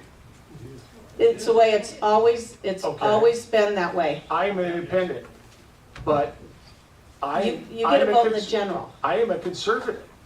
I'm a God-fearing constitutionalist, but I refuse to align myself with a party. I think that's why we're called independents. Well, to be honest with you, my husband and I looked at that years ago too, because we were so disappointed in the Republican Party and they were not representing. I think a lot of us have felt that way, that they aren't representing our values. But it's still, what the party is supposed to stand for is what we believe in. And that's why we've stayed Republican, because we have those beliefs. Am I wasting my time being an independent? Being an independent? Is my vote going uncounted, If you want to vote in a primary, then you should probably pick, you know, if they have two Democrats running against each other, or Democrats and independents running, you can still vote in that one. But it's been that way forever. So it's nothing like, you know, we're just going to change. Thank you. So, but they are trying to change it, but in all honesty, I'm not supporting that change. But just real quick. I know that Senator Freimiller will agree with this because I've talked to them about these things. The most important election in South Dakota is June 4th, the Republican primary. Because whoever is elected in the Republican primary will get voted in the general. I know that she would agree with that. I just want to remind her of that. It is very important. It is very important. And I'll just make a quick comment. Did you have a question too? Or a statement? I have a statement. Okay, all right, and then we'll go you and then in the Trump hat there. So there, just so you guys know, there is a large group in the Republican Party. If you're independents and you're not sure and you want to start voting in the primaries, that are trying very hard, and we are getting a few things accomplished that are trying to bring the Republican Party back to where it follows the platform. And we've been working very hard to do that, and are getting a few things accomplished. So just realize if you are an independent and you decide you want to switch, that the Republican Party is, there's some changes coming. So anyway, all right, ma'am, go ahead. I'm from California, and California did that same thing where they decided to let other people vote in the Republican Party or the Democrat Party, and now we have a one-party state. Everybody votes Democrat. You have a Democrat candidate going against a Democrat candidate. It destroyed the Republican Party in California. Yes. Yes, you're right. So are you in the Trump hat? Go ahead. Okay. Just for the record, I have more Trump hats than you. I bet you don't. I bet I do, because, okay. I can't even count them. We bought out a Trump store, my sisters and I. Oh, did you? Once they were done, yeah, we bought out a We Trump got store. free hats on the way out, right? You know what? I should go get some and start giving them to Sandy to, There you go. yeah. Punch the I've got a limit. few other things too from this store. Anyway, to answer your question, the independent guy, I wasn't looking back, I'm not sure who it was. Register as a Republican and vote in the primary, and then if you don't like it, change. That way you can get rid of John Thune, I said it.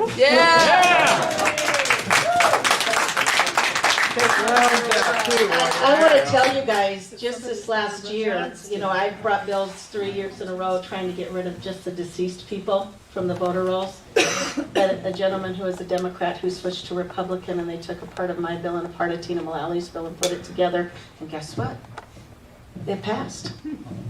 It passed. You can now get rid of the deceased people off the voter rolls. That, you might want to know that. It took a while, but I only brought it 3 years in a row, common sense, but I don't know. Yeah. All right, is there anybody else? We're kind of running short on time here, as you can see on the clock there. Hopefully that's the correct clock. Is there one more person you'd like to? I have a question. You said a lot of things about what counties can do. Can the county pass legislation on valuations on property? Or is that still totally controlled by the state taxation and revenue department? That's controlled by the Les, do you want to speak to that? No, That's but- controlled, it's controlled by the state, and, yeah. That's controlled by the state. I do want to bring up one thing. Who's the gentleman that said the Freedom Works Here thing? Did he leave? He was sitting by you, he left. Can I ask you guys what you think about that? Freedom Works Here? What do you mean? Okay, where the governor is the plumber, and the governor is the electrician, and the governor's the nurse, and she's trying to get 25,000 people from around the country to move here, where we taxpayers pay for up to 4 years of apprenticeship programs for them. No. But you guys, it's advertised all over. It's socialism. Yeah. And I cannot understand for the life of me why there hasn't been an uproar over this.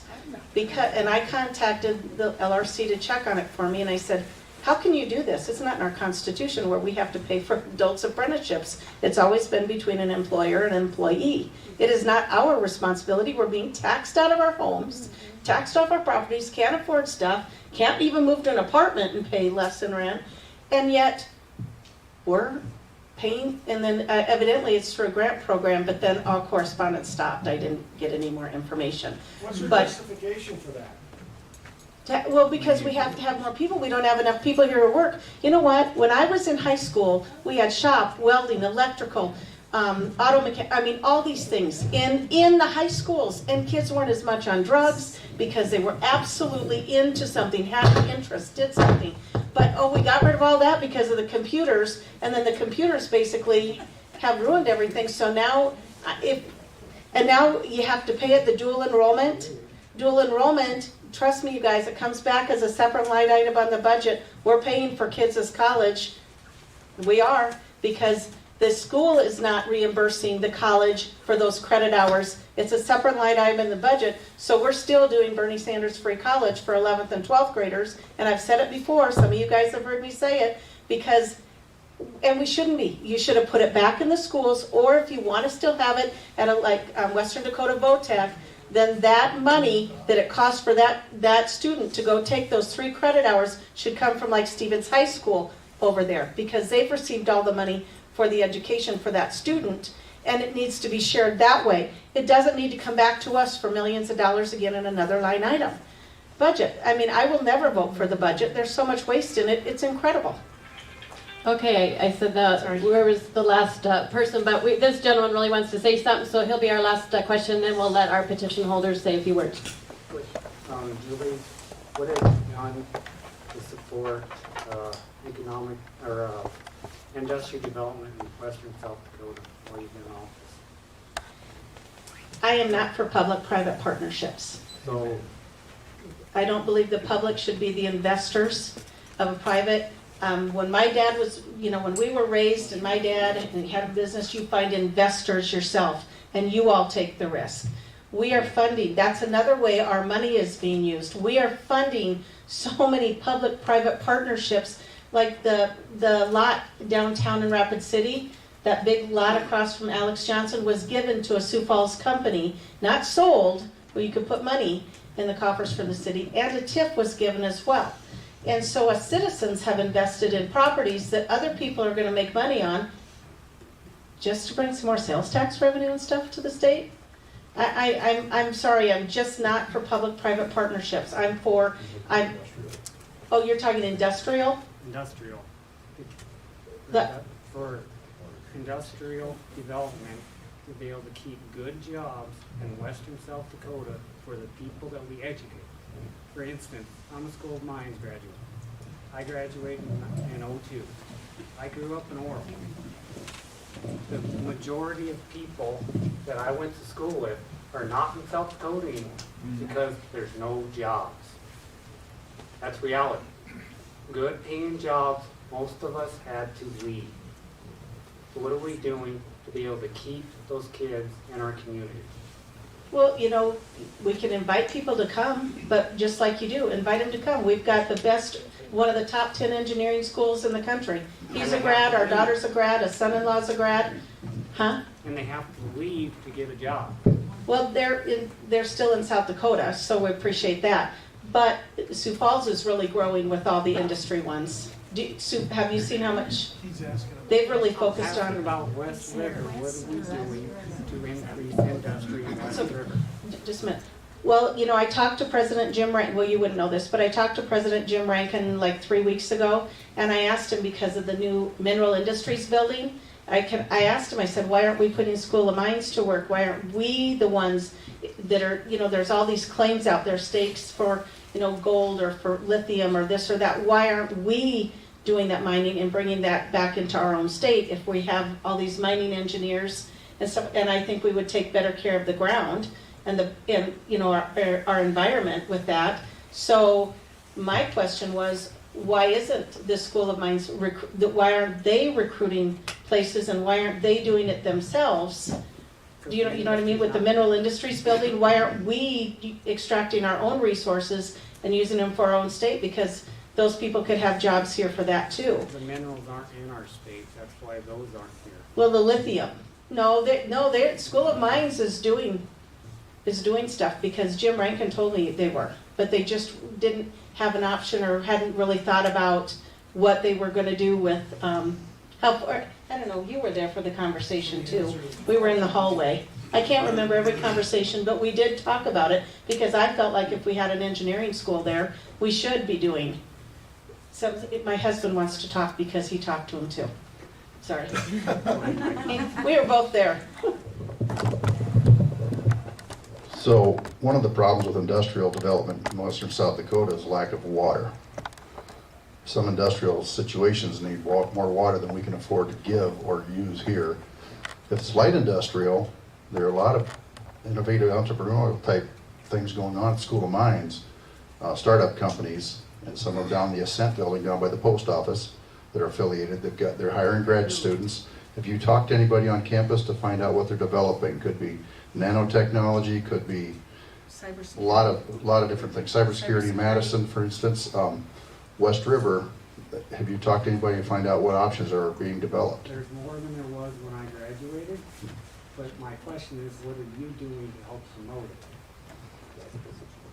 The answer's Nothing, to be honest with you. I mean, it's not even on my radar, because it's not even on my radar, because as a legislator, we go and we do bills and different things like that. But what was on my radar was when the mining, mineral engineering building and stuff was done, then that caused me to think, well, why aren't we using our own resources for that? So, but it's nothing that I think any of us go out and think about, what can I do to help School of Mines. School of Mines has got all kinds of people that are trying to recruit and do things and get these kids to have jobs and bring people here. The Asset Building used to be on the, is that what? Oh, yeah, the Ascent Building, it used to be on the School of Mines campus, and it was supposedly enlarging so much that they moved over to, right by the post office, that big blue glass building. So, I mean, that's their job, I would think, as a college, to know how to recruit for what their students that they're teaching. You know, they're teaching and they're graduating, and I would think the college should be on that. All right, thank you guys for, oh, sure. The Board Yeah, of Regents also could be into that. okay. Les can make a comment. Les Cope is one of our county commissioners, so. Yeah, they were talking about the taxes. The DOR sets it. They say that, and if you go down and complain to them, they say, well, we let the commissioners change them. And they do, except we still have to reach that 85 to 90 percentile of what they're doing. So we can't make any big adjustments on their taxes. It's coming from the DOR. And if you go down there and talk to them, they'll say we can make the adjustments when we can't. We can't by their rules. And secondly, what I wanted to say was the 22nd, they're having a meeting about this justice system. And I encourage everybody to come and listen. I've been pretty public about it.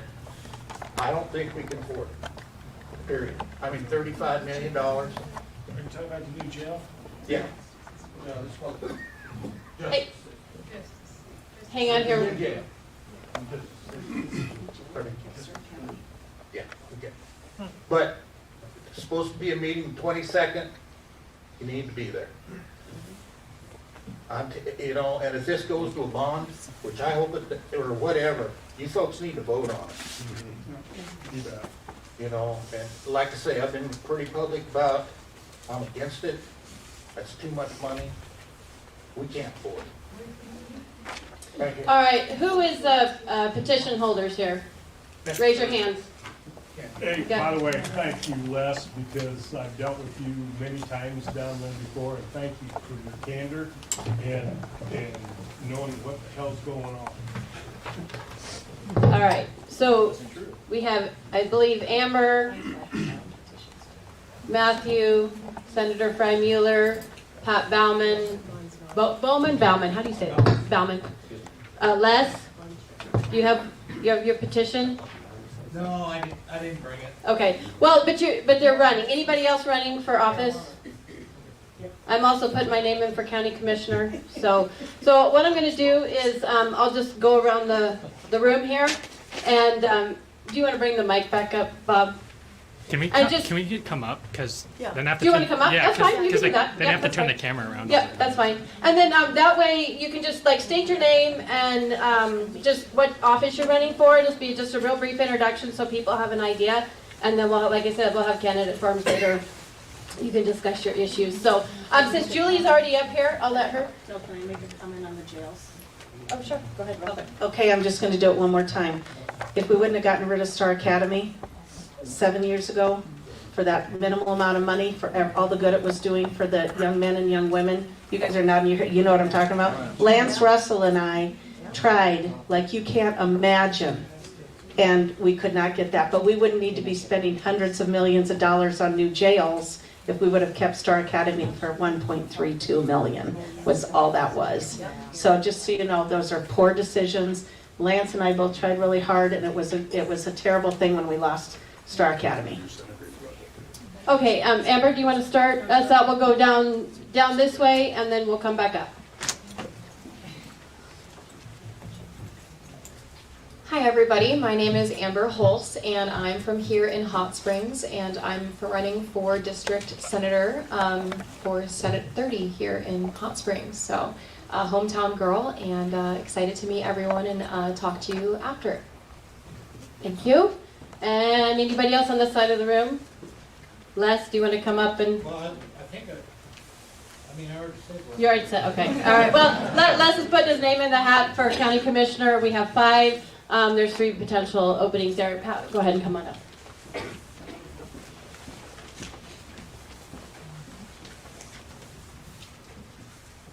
Hello everyone, I'm Pat Bauman running for District 30 House. I'm a 3rd generation Custer County resident and for the last 2 years I've been working on election integrity in all 3 counties in District 30. We've made some great progress and my wife and I teach a biblical citizenship class and people are learning about the Constitution and how to wake up, speak up, and show up. And we're so blessed to be a part of this group. Thank you, Pat. Matthew, do you want to come up and introduce yourself? And Hello, Matthew Monfort. I'm a 4th generation District 30 citizen, and I got a platform. My main points that I would do to address, and I've already addressed these. I doubt that there's anybody in this county that has testified before the state legislature more than I have. I have already fought medical fraud in Big Pharma, particularly in regards to forced vaccination of COVID vaccines. I've already fought to get rid of election machines. Kim Allen and I spearheaded that, but I want to thank the Daltons who are here, Tammy McKenzie. It would be really nice if the people here would get involved. You can find me at rumble.com, and my username is Matthew Monfort. I have videos explaining to you a lot of what Julie Freimüller has been going through, what's really going on in our state. You can find me on Facebook, Telegram, Gab, etc. I also ran the website to prevent the CO2 scam and protect property rights of farmers. I want to promote true FOIA and transparency laws, protect babies, life, guns. I'm proud of our state's Christian heritage, and please vote Matthew Monfort for District 30 representative. yeah. Thank you, Matthew. Julie, did you want to say a little bit about since you're running Julie, Senate Mom again? insists you have this. Oh, thank you, Mom. I love you. Thank you. First of all, I'd like to thank you, Brett, and Sandy, and because if Brett and Sandy, I mean, you 2 have kind of put this together for a while, a couple years now, haven't you? And then before the Republican Party has worked with you on it. And thank you for the opportunity because I like to meet with people and I probably talk way too much, but you know, that's my little sister again. But anyway, I appreciate you guys all coming. Thank you guys, those of you who brought some food for the back. That was nice of you because, you know, you have to eat this time of year a lot to keep warm. But, and then and my husband did look up for me, just so you know, that Skylar Borglum bill where the counselor and could call in a social worker. It was in 2019, and it was House Bill 1155, and it provided for certain privileged communications between social workers and students only, no parents. So those are what we're dealing with, and I believe you guys are the parents and you should make choices. But I am running again. The goal for the establishment or the side that a lot of us, 22 of us, don't agree with, their goal is to try and remove all 22 of us from the legislature. It's not a good place to be. I never wanted to be a politician, never asked to be a politician. I don't believe I am one. I believe I'm a public servant. There's some of us that will never fit in, but I'm not there to fit in. I'm there to represent you. And we all can't agree on everything, but when there's certain issues, I always try and put myself and all of us in those positions. And I remember that if something bad were happening, like if they were trying to take your property, the CO2, they're working so hard with the money and all this stuff to get people to go along with them. I would never cave. I will not cave because your property rights and your happiness, everything, I mean, this is what makes us who we are. And I'm not going to quit because they want me to quit and they want me to just give up and go away. I'm not going to do that.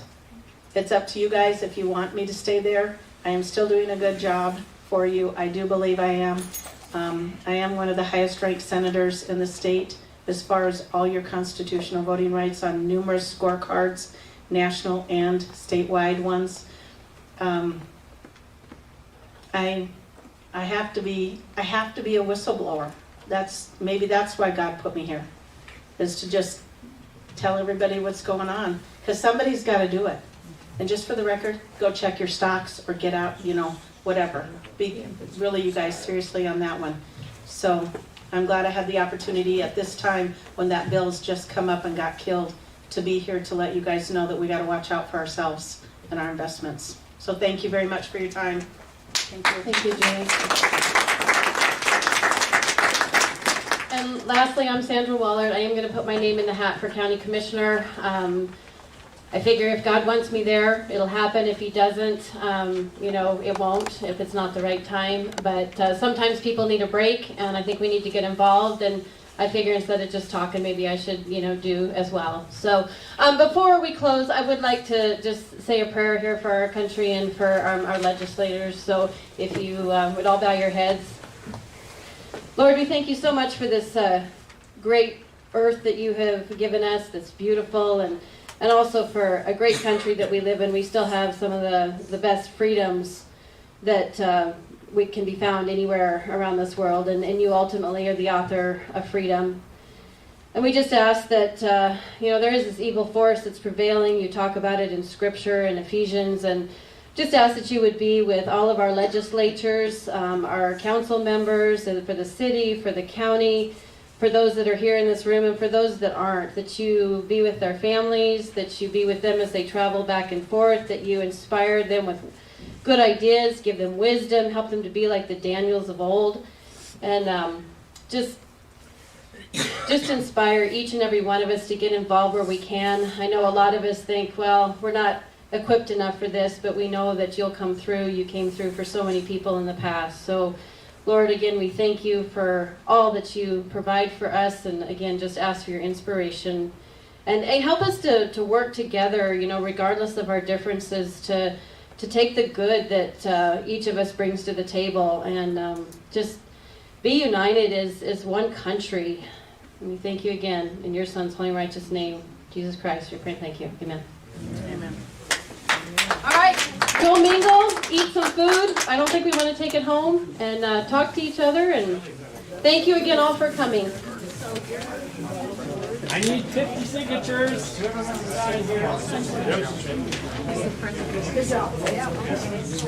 How you doing? Good, how are you? Good.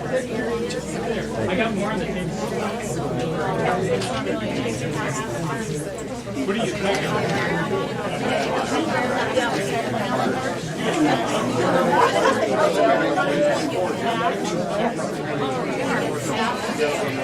No, I haven't tested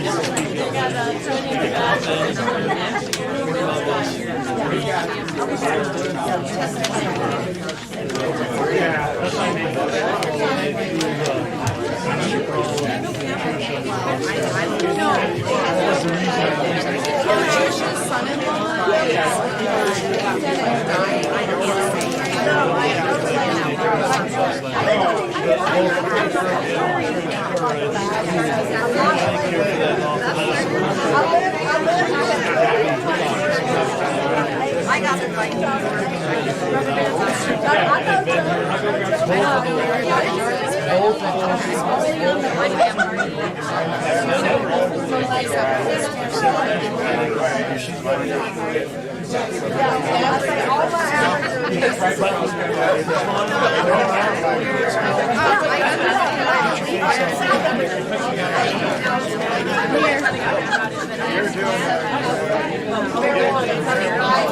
I did see.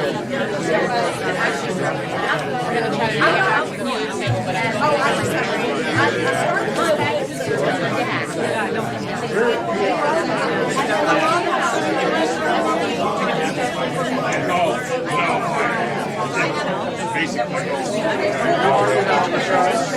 How are you?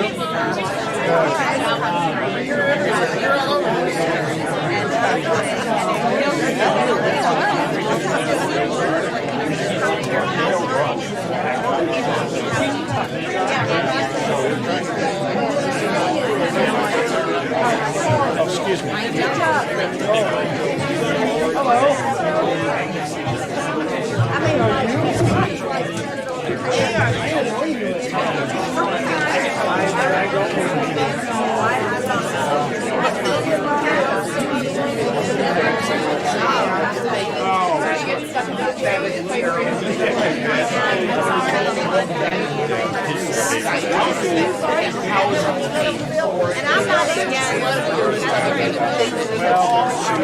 Believe me, I wanted to be an independent too, but I just don't like people telling me what to do. You know? But you aren't going to make any difference as an independent. That's what I wanted. That's why I asked. Am I wasting my time? You have to make a difference as far as liberty. I mean, and there's a whole bunch of establishment in this and corruption in this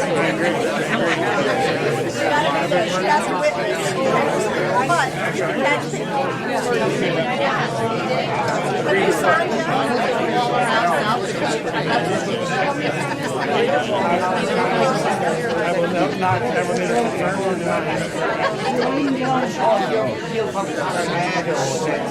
No, I escaped. It's okay. I escaped Illinois.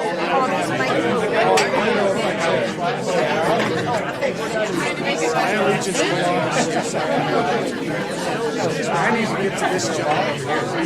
Would you like to sign a marijuana petition to Escaping from Colorado. Well, communists have taken over, so time is out.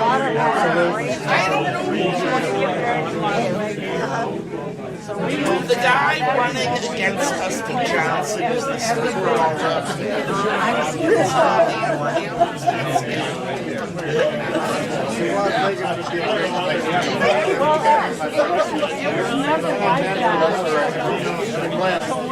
Yeah. Would you like to sign the marijuana petition? Okay, don't go anywhere. They'll sign up to work the polls out front.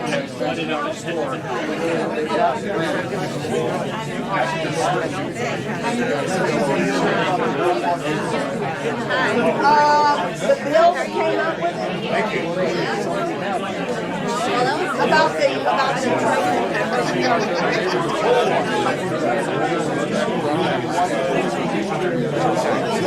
yeah, I don't know that are you signed up?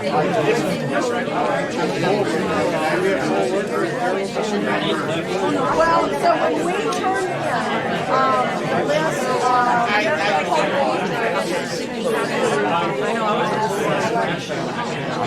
they have to be up to the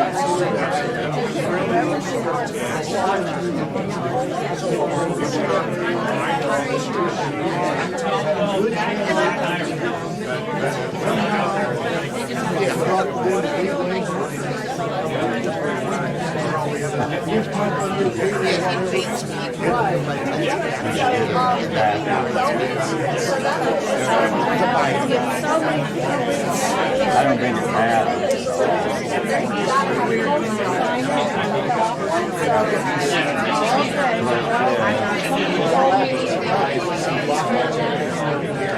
Somebody did something wrong. Yeah, it should. And I was on the weekend.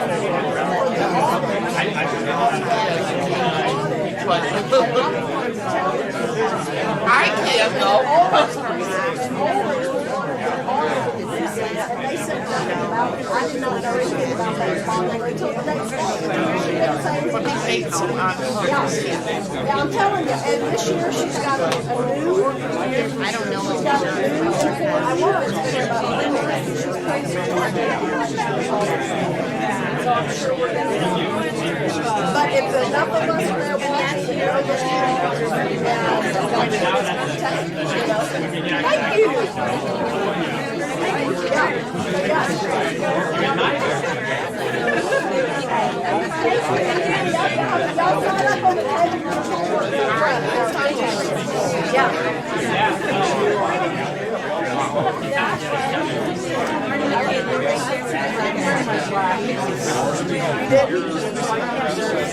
Oh, I don't think, I know that gets mixed up on your side.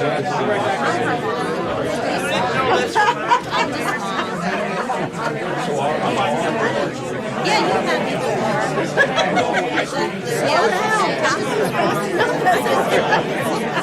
you have to slow down. All right, let's see if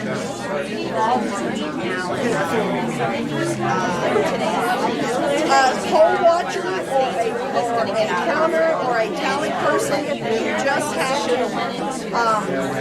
if you sign up, like Will getting in touch with the auditor will, we turn it in with the auditor, we turn this thing on, and there's a training that takes place that's beforehand, before the, like, you have a few days a week. Did you sign my petition? And all that stuff. Be on the ballot. And then you show up and you just pay attention. You just pay attention. Pay attention with the tally and the counting. With the hand counting, we're going to need about 4 people.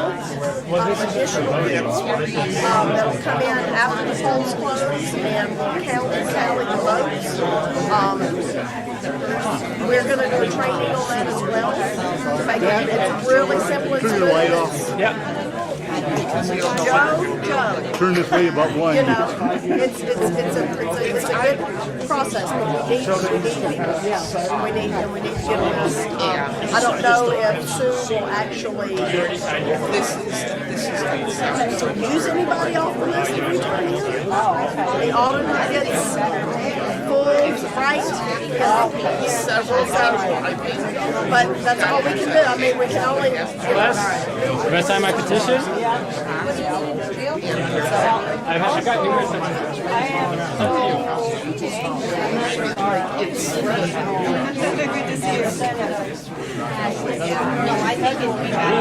Yeah. I don't know. You were telling me about that.